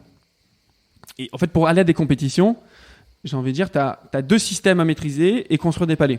Alors, des systèmes à maîtriser, c'est ça. En fait, c'est toutes les épreuves où il y a des concepts, que ce soit des chiffres ou des jeux de cartes, tu as besoin d'accroches pour les retenir. Et donc, pour les chiffres, c'est construire un centium, c'est-à-dire tous les chiffres de 0 à 99, en tout cas au début, tu as une association. Parce qu'après, si tu veux être champion du monde, et là aujourd'hui, c'est ce que j'ai construit aussi, mais si tu as besoin, on construit des milléniums, c'est-à-dire tu as 1000 images, 1000 associations entre 0 et 999. Donc, c'est un peu plus loin à maîtriser. Et pour les jeux de cartes, pareil, chaque carte, tu l'associes à une image. Et donc ça, c'est ton travail technique. C'est un peu comme quand tu fais tes gammes, quand tu fais la musique, ou si tu fais par exemple, moi je faisais du basket, tu t'entraînes à faire des shoots. Pour pouvoir faire ton match, tu décomposes en éléments simples, tu as besoin de faire des passes, tu as besoin de faire des shoots, tu as besoin de savoir défendre, tu vois, tu as besoin de tout un enchaînement de techniques, et même d'endurance, que tu travailles séparément, et après quand tu fais ton match, tu mets tout ensemble. Et du coup si je décompose pour les championnats de mémoire, tu as besoin de quoi ? Tu as besoin d'être capable de faire des associations. Comme je te disais, faire des mini-histoires. Et là, il y a une épreuve, typiquement, c'est juste des listes c'est des lignes d'images. C'est ma préférée d'ailleurs. Tu as 5 images, des photos, enfin des images. Et tu as plein de lignes de ça. Et ce que tu fais, c'est que pour les 4 premières images, tu te fais une histoire. Et à la fin donc ça dure 5 minutes. Et à la fin, on te remet les mêmes lignes, mais les images sont mélangées. Et là, il faut que tu dises, cette image, c'était la numéro 2, celle-là, c'était la 3, c'était la 1, c'était la 4, c'était la 5. Mais c'est des images, par exemple, je sais pas moi, de poules ou voilà. Mais si c'est des visages, par exemple, imagine que tu fasses que des blonds, que des hommes, que des blonds. Alors, dans cette épreuve-là, il n'y en a pas. Mais après, il y a une autre épreuve, c'est l'électrominoscope. Voilà. Et ça peut arriver. Donc ça, mais d'abord, parce que là, si tu as par exemple que des bruns, que des blonds, que des hommes, oui, qu'est-ce que c'est là que tu as besoin. Ouais. C'est cher. En fait, il y a différentes choses. Là, mais d'ailleurs, je te dis tout ça, mais depuis, je reparlerai après, et depuis du coup cette année, on a constitué aussi l'association des sports de mémoire française. Jusqu'à présent, on n'était que avec l'association internationale, donc il y a toujours une association internationale qui chapeaute tout. Mais au niveau France, on a créé une association. Donc il y a un site, asmémoire.fr. Donc là, on explique ceux qui veulent faire de la compétition, vous pouvez venir, voir, c'est assez marrant. Mais pour te dire, donc étape 1, être capable de faire des associations. Étape 2, tu as besoin, donc aussi bien pour les images que pour les visages, faire des associations avec des concepts. Pour des visages, tu as des visages, si tu as 2 blonds, même si tu as 2 blonds, et même si c'est des jumeaux, il y a forcément quelque chose qui est discriminant, que tu peux repérer. Et donc là, tu vas exagérer ce détail. C'est peut-être un nez qui est gros, c'est peut-être des sourcils, ou peut-être même juste en le regardant, tu te dis, on dirait mon cousin. Ou on dirait, enfin tu vois, c'est première émotion, première association qui te vient. Et ça te permet de le transformer en quelque chose en toi, et après tu fais pareil avec le prénom. Tu l'as ce Thomas, moi Thomas, je pense à une tomate. Boum, tu vois, imagine, du coup il mange une tomate. Et donc ça c'est l'étape, on va dire 2. 1, c'est faire des associations avec des choses rationnelles. 2, c'est faire des associations avec des choses un peu plus conceptuelles, des noms, tout ça. Après, étape 3, c'est construire des palais pour les championnats. Donc tu as besoin de créer des palais de mémoire. En fait, c'est des feuilles de papier, les palais, mais elles sont dans ta tête. Et étape 4, il y en a 2 là-dedans, c'est construire tes systèmes. Système pour les chiffres, système pour les cartes. Et construire un système, c'est quoi ? C'est d'être capable pour tu dis le 47, moi je pense à un rocker, Johnny qui danse. Voilà, j'ai une association pour chaque chiffre de 0 à 99. Les photos, par exemple, tu pourrais les ressortir à l'endroit, à l'envers. Les images associées, par exemple. Ah oui, en fait. Là, les images. À partir du moment où ils sont dans ta tête, ils sont pas dans ta tête par un ordre. Si, là, en l'occurrence, pour les championnats, on les met dans l'ordre. En fait, comme on est évalué sur l'ordre, parce que pour te dire, pour les images, si tu en inverses 2, toute la ligne, c'est faux, tu as -1. Pour les chiffres, c'est nombre à 40 chiffres. Si tu fais une erreur, tu as un chiffre qui est faux, ça te fait que 20 points au lieu de 40. Et si tu fais 2, c'est-à-dire si tu inverses juste de chiffres, ça te fait 0 à la ligne. Donc, tu as besoin d'être hyper stable, en fait, dans ta mémorisation et surtout ta restitution. Donc là, comme les épreuves on te demande de retenir l'ordre, toutes les stratégies qu'on met en place, on a l'ordre, quoi. À l'endroit, à l'envers, ça change rien, en fait. Tu vas le refaire parce que tu n'as pas concouru depuis 2018, hein. Ça te sert à quelque chose? Oui, en 2019, j'ai fait de la compète aussi. D'accord. C'était en France. Et là, mais même en 2019. Avec ton boulot, tu es obligé. C'est ça. Comme je te disais, ma posture, à la base, je suis allé faire de la compétition parce que je sentais que j'avais besoin d'inspirer les autres à mettre en pratique parce que j'avais vu que c'était vraiment efficace pour moi. Et donc, en fait, par intégrité, j'ai fait de la compétition, j'ai été champion uniquement pour donner envie aux autres de le faire. Et du coup, aujourd'hui, c'est ce que je fais, c'est que je fais venir des élèves à ces compétitions. Du coup, je m'implique en tant que bénévole donc dans cette association. Et du coup, je suis président aujourd'hui. Mais voilà, l'idée, c'est mon rêve, c'est que demain, dans toutes les écoles, où tout le monde sache déjà que ça existe et que tout le monde connaisse au moins quelqu'un qui fait de la compétition de mémoire, quoi. Allez, on va parler de la mémoire en général. Quels sont les différents types de mémoire? Est-ce qu'on peut passer de l'une à l'autre? Du coup, là, j'ai envie de dire la réponse, tu l'as déjà parce qu'on le fait tous les jours. Mais alors, donne-moi des exemples. oui, donc des exemples, non, c'était une blague. Déjà, juste pour revenir, quand je te dis mémoire court terme, moyen, long terme, ça, c'est une modélisation pédagogique. Scientifiquement, on sait que la mémoire moyen terme n'existe pas. En fait, on parle de court terme et long terme. Et en fait, dans le long terme, il y a le récent, ce qui vient juste de rentrer dans le long terme, et long terme, ce qui est stable. Des souvenirs qui sont depuis longtemps, et en fait, c'est à force de répétition, ça. Du coup, on peut passer dans chacune de ces mémoires, évidemment. Et en fait, c'est ce que je te dis depuis le début, c'est que pour rentrer dans la mémoire à court terme, tu as besoin d'être attentif. Pour rentrer dans la mémoire à moyen terme ou récente, on va dire long terme récente, là, tu as besoin d'associer. Et associer soit de manière rationnelle, soit loufoque. En fait, c'est associé à toi. Et si tu veux t'en souvenir toute ta vie, tu as besoin de consolider et de répéter. Ça sont les 3 clés que l'on fait tout le temps. Et d'ailleurs, souvent, il y en a qui me disent, mais pourquoi les enfants, ils ont une meilleure mémoire que les adultes? Bon, maintenant, du coup, j'ai la chance d'avoir 2 enfants. Il y en a un qui a 3 ans et aujourd'hui, il a la petite Amandine qui a 6 mois. Ce que j'observe, c'est que si on observe les enfants au filtre de ces 3 étapes. En termes d'attention. Un enfant, il joue tout le temps. Et en fait, par définition, le jeu, c'est le moment où tu es le plus attentif. Avec l'amour, tu vois, c'est le moment. Donc, comme ils jouent, ils sont forcément attentifs. Ils sont pas en train de penser quand ils sont en train de jouer à l'organisation du repas du soir. Enfin, tu vois, ils sont là, quoi. Ils sont là-dedans. Donc ça, c'est la première étape. Ils sont toujours présents. 2, en termes d'association, ils sont capables de faire des associations qui ont juste aucun rapport. Une girafe qui porte une poutre ou une girafe. Donc, ils sont vachement débridés là-dessus. Et enfin, dernière étape, en termes de répétition, c'est les seuls qui sont capables de répéter 100 fois la même chose. Moi, des fois, je passe à côté du port. Je me rappelle, je le portais à cette époque-là, Léon le Grand, qui voulait pas dormir. Et on passait, il y avait des bateaux. Il y en a plein dans un port de bateau, tu vois. Et à chaque fois qu'il voyait un bateau, il disait bateau. Ouais. Mais il a dit. Et ça les rassure aussi. Mais ça, ils ont des sortes de protocoles. Oui. Moi, mes enfants, quand j'allais les coucher, il fallait que je fasse ça. Oui. C'est un protocole. Oui, non. Évidemment, ça rassure. Non, mais il y a plein d'autres intérêts à ça. Mais moi, je le regarde avec mon filtre de mémorisation. Et dans la partie du coup consolidation, de manière active, il répète les choses. Il les répète tellement de fois que forcément ça rentre. Après, c'est pas forcément optimisé. Mais voilà, donc en fait, il respecte ces 3 étapes. Donc forcément, un enfant mémorise bien. Il paraît qu'à partir de l'âge de 20 ans, on crame des neurones en permanence. Peut-être qu'on en crame. Enfin, on sait qu'on en perd, on sait qu'on en crée. Le delta, en général, il est plutôt négatif. Mais ce qui est intéressant, c'est pas la quantité, mais c'est la densité. C'est-à-dire le maillage qu'il y a entre ces neurones. C'est les chemins. Donc en fait, on sait que non, c'est jamais un problème physiologique. C'est plus un problème d'usage, peut-être d'hygiène de vie à un moment donné. Mais notre cerveau, en tout cas s'il est sain, s'il n'y a pas de pathologie, il peut progresser, il peut se développer à vie.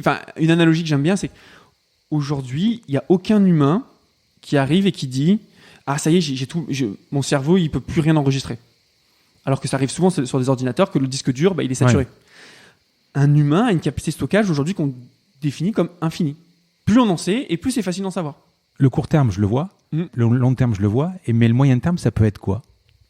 Le moyen terme, c'est tout ce que tu sais depuis plus de 18 secondes. Et la différence avec le long terme, c'est que tu l'as pas répété au cours du temps. Donc, tu l'as pas répété, il y a plusieurs raisons. Comme ça t'a pas été utile, tu l'as pas revu, et donc forcément, tu l'as oublié. Et ça peut être quoi comme exemple? Exemple, ça peut être, t'es venu chez moi là. L'adresse. Là, tu vois, tu connais l'adresse. Peut-être pendant 1 jour, 2 jours, 1 semaine, tu vas t'en souvenir. Mais si dans 6 mois, tu veux revenir, très forte chance que tu... Alors, c'est intéressant ce que tu dis parce que on va reprendre le cas de mon code de portail, par exemple. Alors, le code de portail. Tu viens avec ta femme ce soir manger chez moi.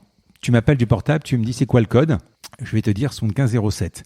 Tu vas peut-être pas faire ton palais, tu vas peut-être pas dire l'Ardèche. Voilà. Mais si, là, je l'ai... Mais parce que moi, je vais pas la faire. Moi, je vais dire 7507, 75, c'est bon, c'est ta retenue, 7507, etc. Tu vas faire en sorte, ça devrait être de la mémoire à court terme, ça devrait durer 18 secondes, mais comme tu vas ressortir, il faut quand même que tu fasses un effort sur toi-même pour te souvenir que 3 heures après, quand tu vas partir de chez moi, le code est le même. Alors, c'est ça qui m'intéresse. Et pire que ça, si tu viens passer 1 mois de vacances chez moi et que le code c'est 7507, à la seconde où je vais te le dire, dans ton cerveau, il faut que tu le stockes pour 1 mois. Alors, c'est sûr qu'au bout de 2 fois, 3 fois, tu l'auras stocké définitivement pour le mois, chose que 1 mois plus tard, dans 1 mois ou dans 6 mois, tu l'auras complètement oublié de toute façon. Je veux dire, la chambre d'hôtel, le numéro de chambre d'hôtel, Pas besoin 10 fois de demander quelle chambre on est, quoi. Mais là, c'est très bon exemple pour la mémoire à moyen terme. Voilà. C'est ce qui se passe. Commençons par la première. Le code chez toi pendant une journée, juste la soirée. Tu le retiens au début. Alors, déjà, il y a deux options. Quand tu as une information qui t'arrive, tu as deux choix. Soit tu dis cette information est importante, soit elle l'est pas. En général, les gens ils font assez vite ce choix. Alors, elle est importante là en l'occurrence, oui, parce que j'ai besoin de m'en souvenir pour arriver et pour partir. Sinon, c'est pas vital, mais. Et donc après, il y a un deuxième choix qui s'opère. C'est est-ce que je veux m'en souvenir donc dans ma tête, j'internalise, ou est-ce que j'externalise sur un support? Et un support, ça peut être un disque dur externe, ça peut être un papier, un téléphone, ou ça peut être ta femme ou ton mari, en fait, en fonction des personnes. Donc, et il y en a qui font le choix d'externaliser. Qui prennent un papier, qui mettent sur leur téléphone, c'est mon conjoint ou ma conjointe qui s'en souvient. Donc, ils retiennent pas. Mais si tu veux le faire rentrer, inconsciemment, tu fais une association. C'est nécessaire. T'es obligé d'associer. Que ce soit Rationnel ou Fogg, Ardèche, donc tu l'associes. Et après, le point intéressant là-dedans, c'est que comme tu sais que tu vas ressortir, inconsciemment, tu te mets comme projet de t'en souvenir au moins pendant 3 heures. Et là, en termes d'oubli, on sait que peut-être qu'on te le donne au téléphone, soit 10 minutes avant ou soit juste quand t'es devant le portail, tu mémorises, tu descends de ta voiture, tu tapes le code, donc tu fais une sorte de répétition. Et là, 2-3 heures après, tu l'as un peu en tête encore. Un peu que pendant la soirée, je sais pas pourquoi tu y repenses, tu l'ancres. Donc tu le gardes en tête. Pareil, si tu restes un mois, tout le mois, en fait, tu vas le refaire. On va dire 1 mois et 2 jours après, tu vas t'en souvenir encore, mais comme a priori, si je passe 1 mois de vacances chez toi, je vais pas revenir de suite après. 6 mois après ou 1 an après, je vais plus m'en souvenir parce que j'aurais pas répété. Donc ça, c'est parti aux oubliettes parce que j'ai pas répété. Donc ça reste dans le moyen terme. Plus de 18 secondes, mais moins de... Par contre, il y a quand même une trace. Par contre, il y a toujours une trace. Voilà, si je reviens 6 mois après, j'aurais oublié 7507, mais quand tu vas me dire, je vais dire, ah oui, c'est vrai. Mais par contre, la trace, elle va être plus ou moins là, en fonction du temps de répétition qu'il y a eu. Quand je suis venu que pour une soirée, que tu me redonnes 6 mois après, il y a des chances que la trace, elle soit quasiment pas là. Si je reste 1 mois, il y a de fortes chances que tu dis, ah mais oui, c'est ça, et ça va du coup rester longtemps. L'analogie de la trace, c'est un peu comme dans une forêt. Quand tu es dans une forêt, une forêt primaire, là, que tu traces un chemin, si pendant 1 mois tu passes plus dans le chemin, le chemin il n'existe plus. Par contre, si tous les jours tu passes dans ce chemin, ou même si tu prends un tractopelle, enfin un truc un peu gros, tu traces un chemin beaucoup plus gros, la forêt va mettre beaucoup plus de temps à revenir. Mais elle va forcément revenir. Au niveau de la mémoire à court terme, tu as dit tout à l'heure qu'on arrivait à retenir 7 éléments à peu près. Si je te donne 8 chiffres maintenant, je voudrais que tu les notes pour l'expérience. Pas pour retenir, mais pour l'expérience. Donc je vais te donner 8 chiffres. Alors 1, 2, 0, 5, 1, 9, 6, 7.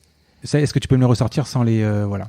Du coup, 12, 0,5, et après je me suis arrêté. Pourquoi? Parce que tu as écrit? En fait, du coup, j'étais concentré. En fait, alors vas-y, maintenant tu les as. Je connaissais pas l'objectif. Mais du coup, au début, j'ai commencé à associer. Je me dis, tiens, 1, 2, c'est un tonneau. 0,5, c'est un loup. Et après, tu m'as parlé. Après, du coup, après, j'étais pas attentif, tu vois, je pensais à autre chose. Alors, je te laisse 2 secondes pour regarder. Et après, je me suis dit, un autre truc, parce que je te dis tout ce qui me passe dans ma tête. Après, je me suis dit, là, je suis en train de faire des associations loufoques pour l'exercice. Et après, je me dis, en fait, on s'en fiche de faire une performance. Parce qu'après, je me suis dit, mais en fait, il y a peut-être un ordre logique là-dedans. Je sais pas, justement, je vais te le dire. Une date d'anniversaire, c'est peut-être même un anniversaire. C'est pas une date d'anniversaire, c'est une date. Oui. Alors, ce que je veux dire, c'est que moi, qui ne connais rien à la mémoire, je vais plutôt le retenir en date. C'est pour ça que je te demande de l'écrire. Ouais. Plutôt que toi, tu vas peut-être essayer de faire une association, un palais, quoi. Mais non, mais une date, c'est une association. Moi, je vais tout mettre en département ou je vais tout mettre en date parce que c'est plus facile. Tu te rattaches aux associations qui sont naturelles pour toi. En fait, tu as développé des stratégies de mémorisation pour les chiffres. T'es né quoi? T'es né en quelle année? 87. Si je te donne mon code, au lieu de 7507, c'est 8703. Je l'associe à... Tu prends directement ta date de naissance. Par exemple, tout à l'heure, quand tu m'as dit 23, je t'ai dit Nem, mais j'ai aussi Michael Jordan. D'accord. Pour ceux qui connaissent le numéro de Michael Jordan, voilà. Donc en fait, oui, je l'associe aussi à... Là, c'est le 12 mai 67, je sais pas qui est... Je sais pas, mais j'ai sorti ça comme ça. Ok. Dans cette histoire de 7-8, est-ce que tu vois ce que c'est le FIFO? First in, first out. Ah oui. Est-ce que tu pourrais dire que de la mémoire, ça peut être ça? Alors, il y a plus que FIFO. Enfin non, c'est pas. Alors les règles. Alors ça, c'est la mémoire à court terme. J'ai une amie, Isabelle Simonetto, qui est plus spécialiste là-dessus parce que sur la mémoire, moi, je m'adresse à des gens qui veulent faire de la performance de mémoire, qui veulent faire rentrer des informations dans leur tête. Sur la partie, on va dire mémoire, on va dire erreur due à notre mémoire, la mémoire à court terme est un problème. Donc, pour toutes les industries à risque, tu as besoin de savoir quelles sont les limites de ta mémoire à court terme pour pas faire des erreurs. Mémoire à court terme, il y a un effet de primauté et de fin. Donc en fait, tu vas te souvenir plutôt du début de la fin, et ce qui est surprenant. Donc en fait, ce qui va sortir, c'est plus, je sais pas si tu veux, quand tu mets une information, c'est plus ce qui est au milieu qui sort, et le début et la fin qui reste. Mais la mémoire à court terme, en fait, c'est un peu comme une voiture, pour moi. C'est une voiture, tu as 7 places, par exemple, une grande voiture. Si tu mais 7 personnes dedans, et que tu as une 8e personne qui doit rentrer, comment tu fais ? Il faut en sortir une, quoi. Tu veux en sortir une. Oui. Et donc, si tu en sors une, il y en a une qui rentre. La mémoire à court terme, c'est ça en fait. Si tu veux faire rentrer plus d'informations, tu es obligé de faire sortir quelqu'un. Et le fait de noter sur mon téléphone, par exemple, le rendez-vous de demain, je me dis, je le note, ça veut dire que j'ai pas besoin de m'en souvenir. Donc, ton cerveau, automatiquement, l'a noté. Une fois que tu l'as noté, tu l'as effacé. En fait, comme tu l'as stocké que dans ton court terme, ça s'efface automatiquement. Mais ce qui se passe pour que ça fonctionne avec ça, quand même, c'est que tu as mis en place quand même des routines de regarder ton agenda régulièrement. Ouais. Tu vois, parce que tu as externalisé sur un support, mais tu sais que sur ce support, tu vas pouvoir y aller régulièrement pour voir où tu en es dans ta journée. Donc en fait, tu as mémorisé autre chose, que tu sais que ton agenda est là, quoi. Et quand tu parlais également, je te pose un peu des questions parce qu'elles me viennent aussi. Vas-y. Quand tu parlais par exemple de l'attention, tu pourrais apprendre en faisant du vélo, en jonglant, en faisant autre chose où il faut vraiment être concentré. Ou alors c'est encore une faculté différente. Alors, non, c'est la même chose. L'attention, ça dépend de l'activité que tu fais. Normalement, on est monotage plutôt. On peut faire qu'une seule chose à la fois. En tout cas, on peut faire pleinement une seule chose à la fois. C'est comme je te dis, histoire de place dans la voiture. Si tu fais une activité, prenons le jonglage, tu jongles. Mais si en termes d'attention, ça te prend 5 passagers, parce que c'est vraiment, ou même 6 passagers, au début c'est difficile pour toi. T'as pas automatisé, donc tu jongles, t'en as 6, et que tu veux en même temps lire un livre. Mais lire un livre, t'as besoin peut-être de 3 passagers. Le problème, c'est que ça fait donc 6 plus 3, 9, et toi, on va dire, t'as que 7 places. À un moment donné, tu vas plus lire, du coup, perdre le fil du jonglage, et dans le jonglage, c'est assez fatal, donc les balles vont tomber, donc ça va pas marcher. Mais par contre, si au bout d'un moment, t'as automatisé ça, le jonglage, au lieu de prendre 6, maintenant, ça te prend que 2. Tu peux jongler, et comme il te reste 4 places après, tu peux faire des activités qui demandent que 4 places. Ouais. Tu vois, et ça va parler plus aux gens qui conduisent. Souvent, au début, quand tu conduis, tu es tellement focus que tu as besoin de... J'ai eu des assistantes, par exemple, quand tu es au téléphone, tu leur dis, par exemple, je suis pas là. Tu as des profils qui arrivent pas, qui arrivent pas à écouter la conversation d'une personne et me répondre. Et puis, il y en a qui sont multitâches, quoi. Pour moi, il y a vraiment... Il y a deux choses. Il y a un, en termes d'automatisation de la tâche en cours. Est-ce que quand elle écoute la personne au téléphone, est-ce qu'elle prend beaucoup d'attention ? Qu'est-ce qu'elle capte chez la personne ? Est-ce que ça lui prend beaucoup d'énergie ? Les deux cas, une qui doit être focalisée absolument sur la personne, peut-être qu'elle est un peu stressée ou pour elle c'est important de rester focalisée sur la personne. Et si elle se défocalise, tu vois, ça lui demande 6 places et t'écouter, ça lui demande 3 places. Elle sait qu'elle va perdre le fil et ça va pas aller, quoi. Alors que la deuxième, en fait, la conversation, elle est focus, mais comme elle a l'habitude peut-être, ça lui prend que 3 espaces et elle peut écouter un peu vite fait parce qu'en fait, elle sait. Donc, ce que tu veux dire, c'est que si tu jongles et que tu apprends, ou la balle va tomber, ou il y a un truc que tu vas pas retenir, mais tu pourras pas avoir les cibles. En tout cas, tu pourras pas avoir tout garder en tête. Et peut-être que la personne qui sait, en fait, elle a l'habitude que tu dis ça, que non, en fait, elle a tellement l'habitude de travailler avec toi que elle sait que c'est pas possible. Mais le fait d'être un professionnel de la mémoire comme toi, c'est pas augmenter le nombre de places. Pas à court terme. Pas à court terme. À court terme, non, on peut pas jouer là-dessus vraiment. D'accord. À part sur l'hygiène de vie, la charge mentale, mais ça c'est. Quand on était petit sûrement, mais quand on est passé des numéros de téléphone à 6 chiffres, à 8 chiffres, à 10 chiffres, c'est une mauvaise nouvelle, hein. Parce que du coup, oui, c'est ça. Et puis à l'époque, il n'y avait même pas 6 chiffres. Parce qu'au début, tu avais toujours les deux mêmes chiffres. Ah oui, et puis après, tu avais. Et donc en fait, maintenant, il y a beaucoup plus de chiffres parce qu'en fait, il n'y a que le 0,6 au début, ou 0,7, enfin, les deux. Donc en fait, tu en avais vraiment 8, quoi. Tu parlais de médecine tout à l'heure, parce que tu fais, toi, avec les étudiants en médecine. Quel est l'intérêt de mémoriser par rapport à comprendre ? Ça dépend des domaines, hein. Pour pouvoir mémoriser, pour moi, il faut que je comprenne le truc. Sinon, j'y arrive pas, quoi. Oui. Mais ça vient de la croyance que pour apprendre, tu as besoin de comprendre. Et que si tu connais par cœur, enfin que la mémoire et la compréhension sont pas liées. Depuis tout petit, j'avais besoin de comprendre les maths. Par exemple, en physique, tu vois, pour comprendre la gravité, tu imagines une bille qui roule et boum, ça tombe. Enfin, toi, je comprends les formules, je les comprends comme ça en les visualisant. Il y a un truc logique, en fait. Il y a une rationalité. Et du coup, forcément, dès que je l'ai capté, il y a une sorte de déclic et faire mais oui, en fait c'est ça, et du coup j'ai la formule en tête. Et du coup j'avais l'impression que pour avoir ces déclics, j'avais forcément besoin de bien comprendre. Et une fois, après quand je connaissais ces méthodes de mémorisation, j'ai commencé sur certains cours à faire l'inverse, à mémoriser. Et au bout d'un moment, en fait, comme c'est itératif, c'est pas que mémoriser ou que comprendre. Tu te motives, tu comprends, tu mémorises et tu ancres. Et en fait, tu tournes en boucle. Tu te remotives, tu comprends, tu mémorises. Tu fais tout ça en boucle. Et au bout d'un moment, à force de mémoriser et que je me teste et puis que je jongle avec la matière, j'ai eu un déclic. Et je me suis dit, mais oui, mais ça que j'ai mémorisé, je viens de capter en fait que ça, c'est relié à ça. En fait, la compréhension peut amener de la mémorisation, mais la mémorisation peut amener de la compréhension aussi. Alors après, l'histoire s'appelle l'histoire, hein, mais moi, par exemple, si je devais mémoriser 1989, pour moi, la meilleure façon de la mémoriser, c'est de comprendre ce qui s'est passé.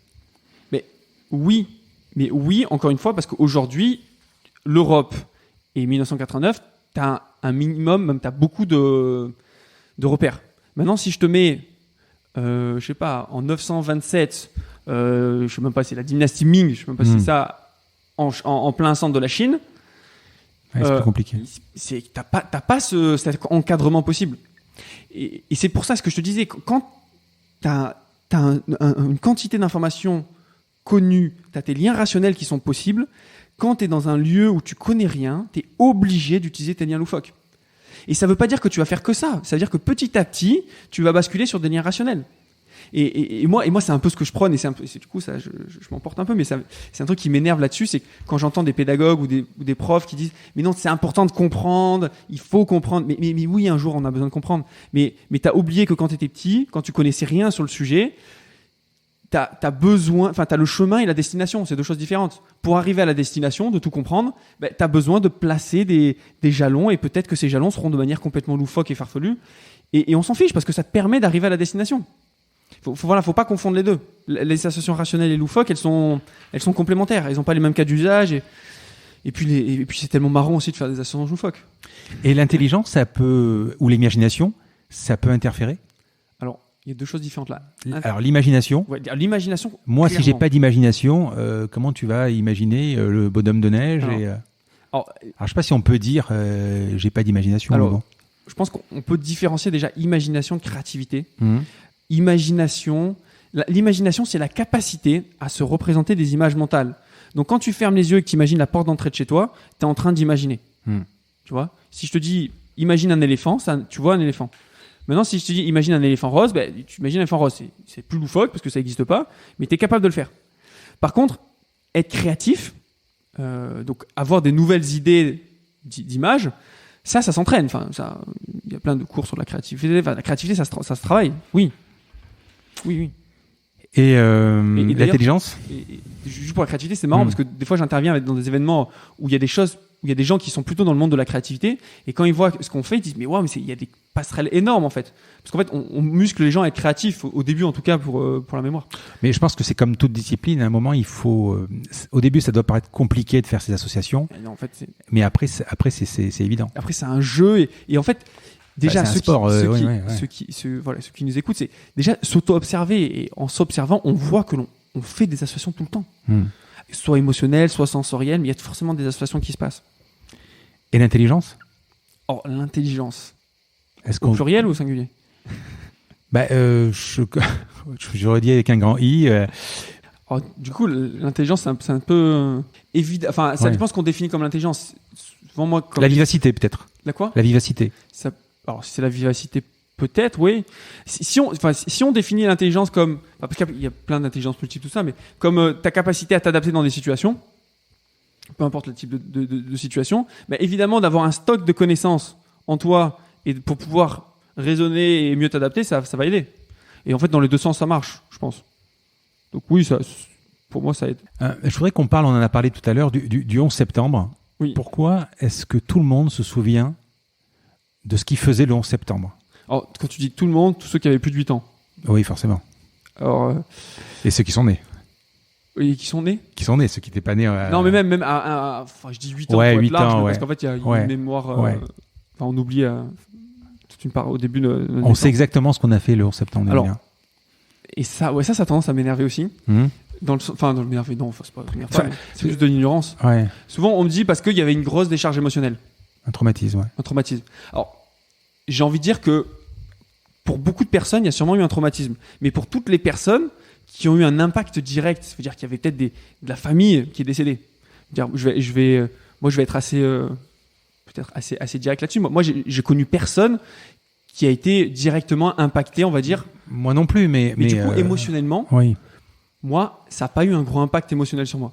À part le fait que on devait partir aux États-Unis, je me rappelle, on était en fait, où je l'ai appris, c'est qu'on était dans l'agence de voyage où on achetait les billets. En fait, on était en train d'acheter les billets et à l'écran, on voyait les tours s'effondrer.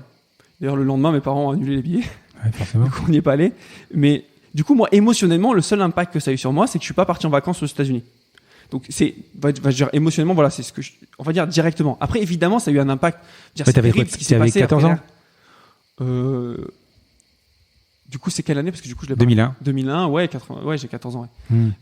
Du coup, émotionnellement, on va dire, sur le moment, j'ai pas mis à pleurer. Enfin, j'ai pas eu une décharge émotionnelle énorme. Par contre, donc ça, c'est dans la partie association. C'est marrant ce que tu dis. C'était quelle année? Parce que c'est tellement évident pour tout le monde. Moi, j'ai le 11 septembre. Après, je l'ai pas trop répété de. Ouais, c'est rigolo parce que personne. Enfin, je veux dire, tu as membré que 4 chiffres sur 6, en fait, ouais. Ouais, mais en fait, ça vient de la fin. Ouais. La fin de l'explication, c'est qu'après, en termes de répétition, qu'est-ce qui s'est passé? Le jour même, dans les 6 mois qui ont suivi, au moins, tous les jours, en boucle, dans toutes les émissions radio, télé, tout ce que tu voulais, les journaux, on te parlait du 11 septembre. Donc là, il y a eu un phénomène de matraquage. Émotionnellement, ça t'a eu un impact ou pas, t'as forcément eu un matraquage. Et du coup, en fait, l'impact émotionnel, il est peut-être créé après. En fait, après, du coup, j'ai peut-être pris conscience après de certains trucs. Après, émotionnellement, ça m'a impacté après. Mais en fait, je voulais vraiment différencier entre l'impact émotionnel sur l'instant et l'impact émotionnel que ça génère après. Il y a des personnes qui travaillent, Francis Eustache, je connais un grand spécialiste de la mémoire, qui travaille sur les troubles. L'impact de la mémoire après un drame, sur des trucs comme ça, mais c'est complètement différent quand tu es impacté, toi, que tu vis, on va dire, le trouble, que les gens qui sont au Bataclan, tout ça, enfin, tu vois, que des gens qui sont complètement extérieurs, qui sont sur un autre continent et qui entendent parler de ça. Parce qu'ils ont les 5 sens, ils ont les 5 sens qui sont sollicités au même moment. Enfin, tu vois, l'émotion, tu vois, le choc, peut-être pas les 5, le choc, c'est pas le même quand même. On parle pas du même choc émotionnel. Là, pour moi, le choc émotionnel, il était plutôt sur le matraquage qu'il y a eu derrière. Il y a eu tellement de matraquage et du coup, il y a eu peut-être pour certaines personnes, il y a eu sûrement des impacts. Hein. Ça peut être dans le commerce, ça peut être dans.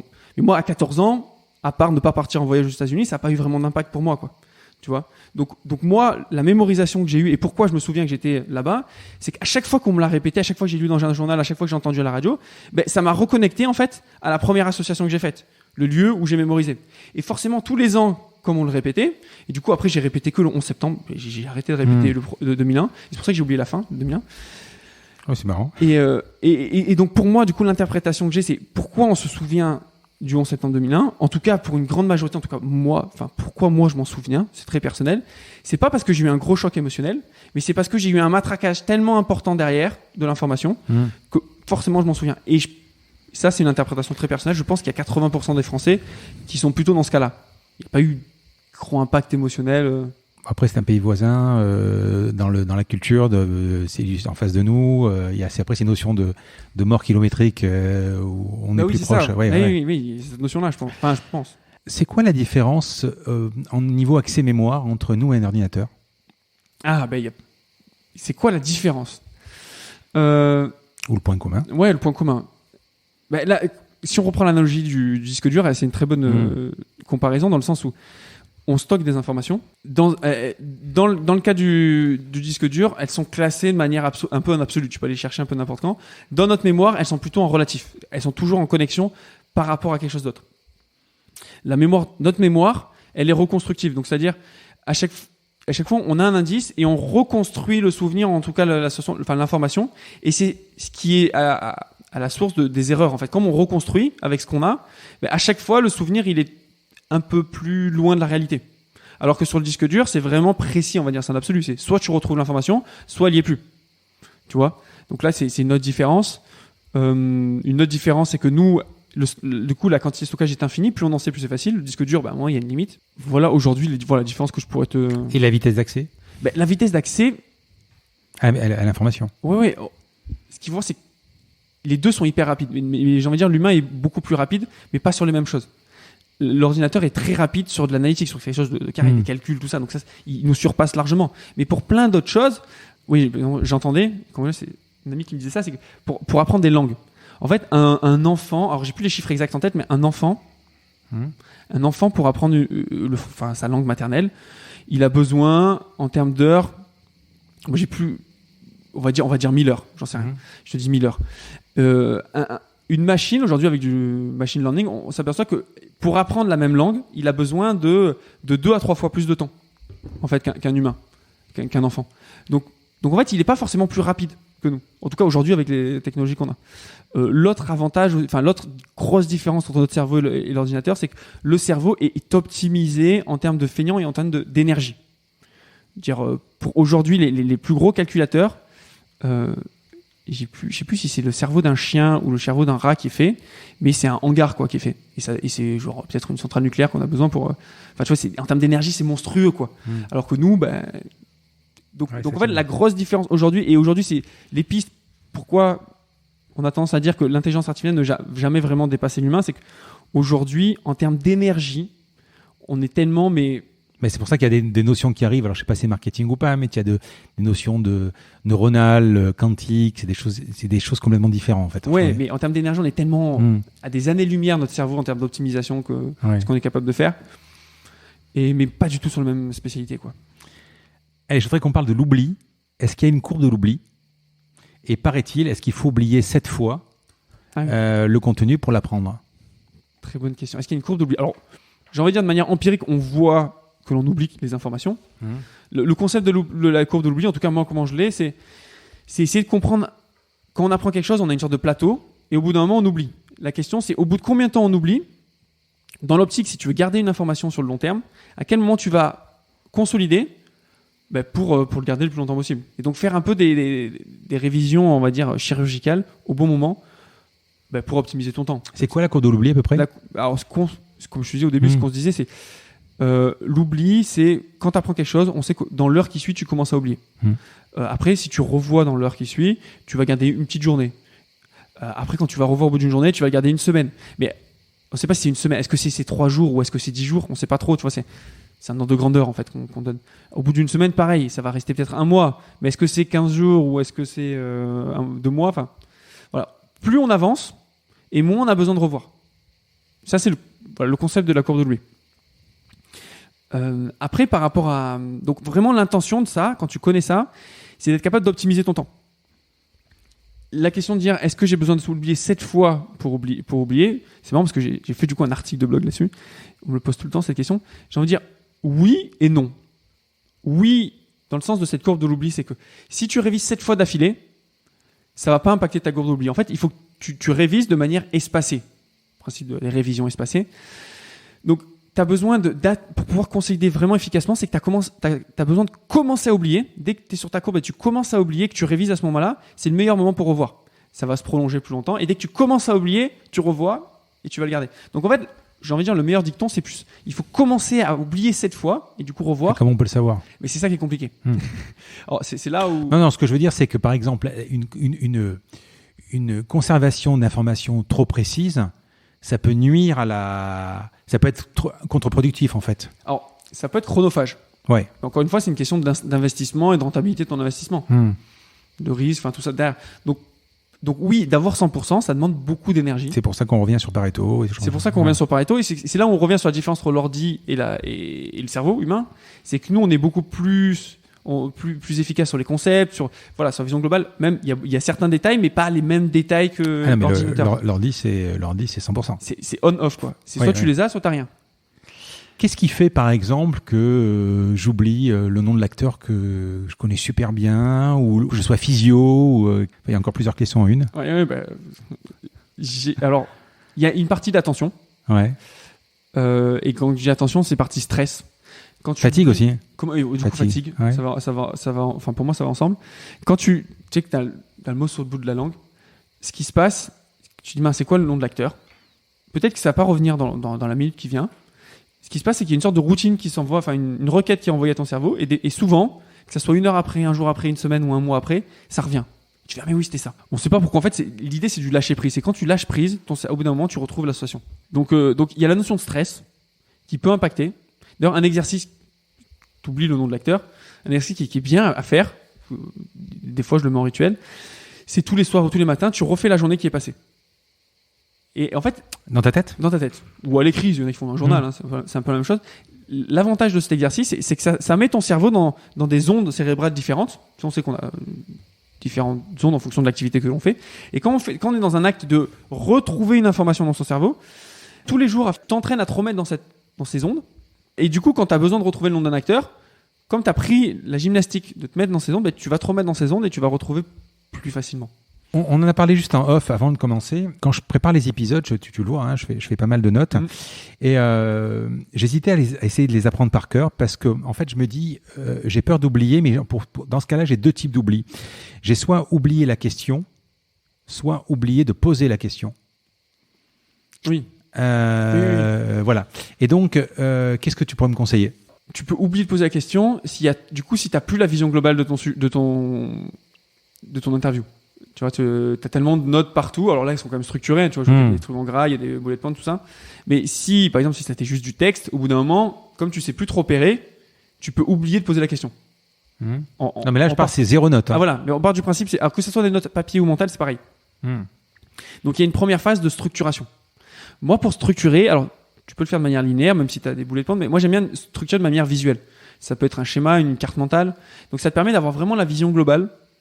Et tu peux avoir aussi des détails. Donc voilà, donc déjà c'est structuré. Si tu as bien structuré ton truc, normalement, tu vas pas oublier de poser la question. En tout cas, tu vas pas oublier l'intention de la partie. Tu vas avoir la différentes parties.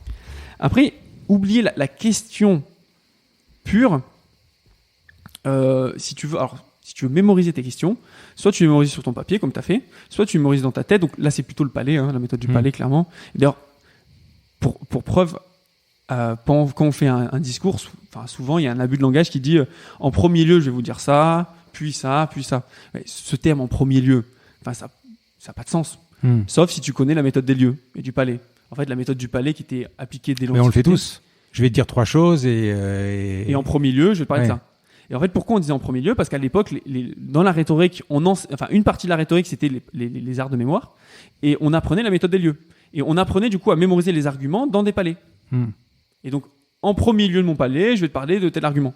Pourquoi ça s'appelle palais, au fait ? Parce que c'est grand. D'accord. C'est la méthode, c'est les pièces, des palais. Il y a plein de noms. Méthode du palais, méthode des lieux, méthode de la chambre romaine. D'accord. Ça a 2000 ans. Donc Et donc, il a oublié. Non mais mais c'est ça, on est parti sur le palais, on est parti sur tes questions. Donc méthode des lieux, oui, tu disais, méthode des 3 lieux. Tu vois, c'est un exemple typique de mémoire à court terme. Tu vois, on est plus. Donc là, on se reconnecte. Enfin, je me reconnecte. Donc, si tu veux retenir ta liste de questions, je te donne une stratégie là que tu pourrais faire. Première étape, c'est déjà, une fois que tu as noté toute tes listes de questions, tu te testes et tu vérifies tout ce que tu es capable de ressortir. Si tu es capable de tout ressortir spontanément, il n'y a pas d'intérêt d'appliquer d'autres méthodes de mémorisation. C'est que tu l'as en tête. Par contre, s'il y a des trous, ou alors si tu veux être plus sûr, parce qu'il y a la notion de stress qui va intervenir devant peut-être un auditoire. Tu peux bachoter un peu avant. Alors du coup, il y a forcément répétition dans tous les cas, mais il y a la partie, tu peux utiliser un palais. Donc ton palais, tu peux faire tes associations. Donc tu mets peut-être, si tu as 5 grandes, tu as quoi ? Tu as 3 grandes parties ? 4, 5. Allez, 5 parties. Donc tu prends 5 pièces chez toi, ta première piscine, dans tes différentes pièces. Et dans chaque pièce, dans la cuisine, si tu as 6 questions ou 10 questions, tu prends 10 points dans ta cuisine, l'évier, un premier tiroir, la plaque de cuisson. Et dans chaque emplacement de ta cuisine, tu vas poser une question. Alors, en général, les questions, tu n'as pas besoin d'avoir du mot à mot, tu as juste besoin d'avoir l'idée, tu vois. Même là, je le fais, Tu vois, tu mets une sorte d'image qui représente la question. Et donc, tu mets ça dans ton palais. Et après, facilement, tu dis, allez, maintenant, je vais passer à la deuxième partie. Ok, dans la deuxième partie, ok, j'ai tout ça. Je pose cette question. Et du coup, tu es même affranchi de l'ordre. Tu peux aller dans un sens, dans l'ordre. Je sais pas si je suis clair. Ouais. L'idéal, après, serait de le tester, de le faire. Je voudrais qu'on reparle un peu de tes plateaux. Alors, quand tu tapes Sébastien Martinez vidéo YouTube, c'est impressionnant. Donc, tu es passé quotidien de Yann Barthès, un plateau avec Nagui. Ouais, même 2. Ouais, j'en ai vu ou qu'un. 3 en fait avec Nagui. Ouais. Ruquier, t'as fait la combinaison quand même. Oui, et la combinaison. Voilà. C'est quoi ? C'est tes bouquins qui t'ont fait Michel Simès aussi avec Adriana. T'as oublié Adriana, mais non, Carambeu avec Michel Simès. Ah non, ça, c'était l'impact le plus dingue que j'ai jamais vu sur les amis de mon père. Parce que c'est générationnel. Tu vois. Ouais. Adriana, c'était tout un sex symbole quand même. Ouais, bien sûr. Et je sais qu'il y a des amis à mon père qui ont dit mais qu'est-ce que ça te fait de savoir que ton fils a fait la bise à la femme la plus belle au monde, tu vois, une des... Moi, ça m'a pas fait grand-chose, tu vois. Une dame très intéressante, mais pas... Et du coup, voilà, ça a vraiment un impact chez les gens. Enfin, je pensais pas qu'elle avait un tel aura, quoi, sur une certaine génération, quoi. Et tu passes dans ces plateaux, ça buzz direct? Mais tu exploses direct les compteurs sur Internet? Mais pas tellement. Ah ouais? En fait, ce qui est assez marrant, c'est que la première fois que je fais des plateaux comme ça, alors à l'époque, je suis chez OVH, je booste la capacité de mon serveur, de mon site, tout ça, je me dis, oh, ça va exploser, tout. Au final, quand tu fais tous ces plateaux comme ça travaille plus ta notoriété et la rassurance. Enfin, ça rassure les gens. Mais il y a télé, pas un afflux massif, tu vois. C'était pas le truc, t'as l'impression que t'as 1000 personnes par minute qui viennent. Enfin, non, enfin, le plus qu'il y a eu, je crois que c'était une des émissions à Inagui, mais parce qu'en fait, j'étais en fil rouge toute l'émission. Je fais mémoriser à une femme, à une dame, des trombinoscopes, des gens du public. Donc ça dure 1h30, je fais mémoriser ça. Pendant ce temps, ils font d'autres choses sur le plateau. Et à la fin, chez Ruki aussi, non? Chez Ruki, c'était un peu différent. Mais là, c'était vraiment pendant 1h30. Oui, Ruki aussi, j'étais en fil rouge, j'étais tout le temps, carrément. Ouais. Mais et en fait, ce qui s'est passé, c'est qu'au plus, tu vois, ça m'a rapporté sur les 48 heures de plus, ça a duré 2000 personnes, tu vois, 3000. Donc c'est pas. Mais par contre, c'est vrai que ça m'a apporté du coup des clients, enfin des choses. Et mais en taux de transfo, alors en fait, je rappelle, donc tu as une méthode qui coûte quoi, 97 €, c'est ça? Alors il y a plusieurs accès. Ouais, là, c'est le e-learning 100% en vidéo en ligne. Mais après j'ai des formations en live, donc vraiment des lives avec les gens, en présentiel, pour des écoles, pour des entreprises. Et tu fais des conférences, etc. Mais quand tu dis 2-3 000, il y avait il y a une transfo, il y a quelque chose, ça a fait des ventes quand même? Alors à l'époque, avec ça, il n'y avait pas forcément les formations en ligne. D'accord. Donc, et là, tu n'as plus refait depuis? Du coup, aujourd'hui, à l'époque où quand j'avais 2000 personnes qui arrivaient sur mon site, ça faisait beaucoup. Aujourd'hui, on n'a pas des gros trafics, mais on est à 50 000 par mois, tu vois, 60 000. Donc, c'est pas mal, donc 1500 par jour, quoi. Donc c'est plus aussi incroyable que... Et tu gagnes ta vie par quoi? Par les conférences, par les e-learning, les bouquins quel est ton... Aujourd'hui, on a 50% vraiment pour ce qu'on appelle du B2B, quoi, vraiment des établissements scolaires, des entreprises, vraiment. Alors, une personne, de l'intra, on va dire, quand on parle en entreprise, et une personne qui nous achète pour un ensemble de collaborateurs ou pour une promotion complète. Tu vois, dans des prépas médecine, dans des lycées même, des amphis de 200 personnes. Et l'autre 50%, c'est vraiment des formations, c'est des particuliers qui achètent les stages, des stages soit en ligne, présentiel, on n'en fait plus trop en ce moment, on fait plutôt des classes virtuelles, vraiment où les gens, on les a en live, quoi. Et tu fais de la veille toujours? Quand tu dis veille? Veille technologique, c'est-à-dire veille, tu écoutes ce que font les autres, ce que font tes confrères, ce qui se passe, les recherches. Alors, j'écoute un peu, mais maintenant j'ai plus des collaborateurs qui sont fans de ça, en fait, qui sont en veille perpétuelle. Moi, ma veille, en fait, je suis plutôt l'empirisme, je la fais avec mes clients, en fait, avec mes élèves. En fait, là, par exemple, je te donne l'exemple on travaille sur l'ECN, c'est le concours de 6e année de médecine, avec un client. Et du coup, pour pouvoir construire la formation, je travaille avec ceux qui l'ont passé et je décortique un peu les méthodes qu'ils ont appliquées. Je vois toutes les méthodes que je connais déjà.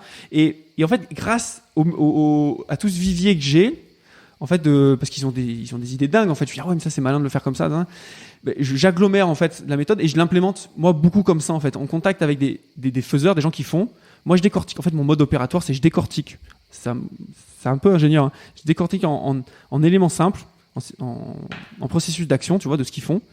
Tout ça, je le désincarne et du coup, je peux le réincarner dans plein de situations différentes. Et du coup, moi, ma grande veille, elle est là, en fait. Elle est un peu dans la recherche terrain, avec des gens qui apprennent comment ils font. Bon, du coup, avec certains, maintenant, j'apprends plus trop dans le sens où j'ai plein de trucs, mais il y a toujours une petite pépite, tu vois, où ah, mais ouais, tiens, ça affine. Et... Je rebondis sur la médecine. Ça fait longtemps que j'ai pas fréquenté des étudiants, forcément. Est-ce que c'est toujours des méthodes de QCM? Ça dépend, mais beaucoup, ouais, 80-90%. En première année, par exemple. Oui. Voilà. Autrement dit, une brute comme toi en mémoire, tu pourrais arriver à passer facilement la première année. Ah ben, première médecine, j'ai envie de dire, comme c'est quand même 80%, ça dépend des facs, mais où c'est beaucoup de l'apprentissage par cœur, évidemment, je veux dire, aujourd'hui, par rapport à un jeune qui a 19 ans, 18 ans, j'ai une expérience en termes d'apprentissage. Sans forcément, en toute humilité, je pense que facilement, je suis dans le top 10, hein, voire, sans dire premier, mais c'est plus une question de temps. Aujourd'hui, j'ai pas l'intention d'investir 10 heures par jour pour. Oui, mais là, il y a quand même. Je reviens sur ce qu'on disait sur la compréhension, c'est-à-dire qu'à un moment, tu n'apprends pas le QCM sur les 4 cases. Non. Il faut que tu lises le bouquin pour en sortir un QCM. Oui, en fait, il y a une infinité de questions. Donc en fait, tu n'apprends pas les QCM. Le QCM fait partie de ton processus d'apprentissage. C'est plus à la fin dans le test. En fait, tu apprends d'abord ton cours avec certaines méthodes. Après, tu te testes avec les QCM. Tu te corriges tes erreurs. Et donc, en fait, le QCM est un outil en fait d'évaluation. Du coup, tu l'intègres comme outil d'apprentissage. Mais c'est pas une fin en soi. Enfin, c'est une fin pour le concours. Et si je fais une formation chez toi en septembre, à partir de quel mois je peux commencer à avoir de bons résultats? C'est très subjectif. Ça dépend. T'as des résultats de suite. Ouais. Parce que de suite, les élèves, il y en a qui sont incapables de retenir par exemple, si on prend de listes ou des chiffres ou du vocabulaire, ils n'arrivent pas à retenir ne serait-ce que 10 mots par jour, tu vois, en vocabulaire. Si tu fais ça et pendant 10 jours, à la fin, ils ont leur liste de 100 mots de vocabulaire. Alors qu'ils n'étaient pas capables de le faire. Donc en fait, les résultats, tu les as de suite. Par contre, l'autre question, c'est à quel endroit tu veux ton curseur en termes de vitesse.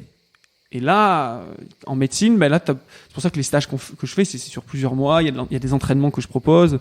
Enfin, je le propose en général avant l'année en question, que plutôt en terminale, tu vois, des jeunes qui sont en terminale. On va passer aux questions perso. Est-ce que tu peux me ressortir la liste du début? Alors, je ferme les yeux. Alors, j'ai le rouge, la voiture. J'ai là de la météo. J'ai de la lambada, un Londres. Tu vois, j'ai Big Ben pour Londres. J'ai des gens qui se marient sous Big Ben, donc c'est mariage. J'ai violet. J'ai un lion, du coup, qui mange une fleur. J'ai une marguerite avec une calculatrice. J'ai une télécommande avec une raquette de tennis, donc tennis. J'ai Charlemagne, Tintin, rouge, enfant. Après, j'ai le microphone avec le canapé et l'italien, donc l'Italie, avec le parfum. Parfait. Est-ce que tu pourrais me le sortir à l'envers ou c'est possible? Oui, vas-y. Parfum, Italie, canapé, micro, enfant, rouge, Tintin, Charlemagne, tennis, télécommande. Télécommande. Après, j'ai calculatrice, marguerite, lion, violet, mariage, Londres, lambada, météo, voiture rouge. Et après télécommande, il y a quoi? Après télécommande, c'est tennis. Et après rouge? Il y en a 2 de rouge. Il y a un enfant et une voiture. Ça m'impressionne. Franchement, ça m'impressionne. Ouais. Sans trucage. Avec un peu de méthode, tu peux le faire aussi, quoi. Sans trucage. Alors, on va passer aux questions perso. Est-ce que tu as une organisation dans la semaine particulière? Tu bosses beaucoup? Alors, on va dire j'ai 2 organisations. Quand j'étais beaucoup en déplacement, il faut savoir que jusqu'à présent, avant le confinement, j'avais une centaine de jours de déplacement dans l'année. Donc, ça fait beaucoup, surtout que je suis rarement en PACA. Donc là, l'organisation, c'était l'hôtel, tout ça. Maintenant, c'est quand même, je suis beaucoup plus à la maison, je produis plus. Mais mon organisation, j'essaye d'avoir une journée par semaine, souvent le dimanche, où j'ai pas d'écran. J'ai même mon téléphone qui est en mode avion. Et les gens qui veulent m'appeler, ils appellent sur le portable de ma femme. En termes de structuration, j'ai des rituels aussi. Le matin, je fais du yoga. Le soir, je médite. Ça, j'ai toujours ça. Le midi aussi. Quand je fais des formations, souvent, je mange 2 fois par jour. Je te donne des trucs perso. Bien sûr. Je mange pas le midi des fois c'est pas le matin, des fois pas le soir, enfin ça dépend. Je suis assez efficace le matin pour des exercices qui demandent de l'attention. Travailler sur des formations, travailler sur des dossiers un peu. Travail d'équipe, c'est plutôt l'après-midi. Parce que le groupe me nourrit, donc j'arrive plus facilement à être focus. Le groupe me permet de me focuser. Et ouais, j'ai tendance à dire que je travaille beaucoup. J'ai pas l'impression de travailler, donc. Est-ce que tu peux me sortir 2-3 étapes de ta vie qui t'ont marqué, professionnelles? 2-3 étapes professionnelles qui m'ont marqué. Une des premières, c'est celle que je te disais, c'est quand il y a un client en premier qui me fait confiance. Et même, c'est premier perso, et après il y a le premier pro. Après, 6 mois après, j'ai un premier client. C'est un CFA, enfin c'est un CFPPA, c'est un CFA agricole. Et il me fait intervenir pour une de ses promotions. Il y avait 10 personnes. Et je fais un premier groupe et je me dis, il me fait confiance, c'était génial. Et le deuxième truc où ça a été vraiment c'était pas rien, c'était les médias et j'ai fait la première page de Science et Avenir. Donc t'es dans les métros, et ça, j'ai eu un vrai déclic. En fait, j'ai compris à ce moment-là comment il y avait certaines personnes qui pouvaient vriller avec on va dire la starification ou avec la notoriété. Et là, aujourd'hui, moi, j'ai beaucoup de chance d'avoir connu des outils comme la méditation ou d'avoir un cercle familial assez assez dense. Enfin, qui m'a permis. J'ai dû beaucoup méditer à cette époque-là. Je sais quand j'ai fait la une de Sciences à Avenir, je méditais plus d'1 heure par jour parce que j'avais cette. À la fois, je trouvais ça assez incroyable parce que c'était la première fois que d'habitude les médias c'était plus une fois et après ça s'oublie en fait. Mais là, c'est pendant 1 mois, t'es dans un endroit de manière assez stable. Et plus tous les gens qui te disent on t'a vu. Et puis je recevais des photos, des WhatsApp, genre tiens, je te vois là. Donc c'était que les gens qui me connaissaient qui m'ont reconnu. Mais du coup, il y a eu vraiment un déclic. Je me dis waouh, c'est important de se rester concentré, enraciné, on va dire. Mais tu l'as quand même vécu en positif. J'ai hyper bien vécu. Ouais. Mais en fait, j'ai vu les deux côtés de la pièce, quoi. Tu vois. Mais oui, ça a apporté plein de choses.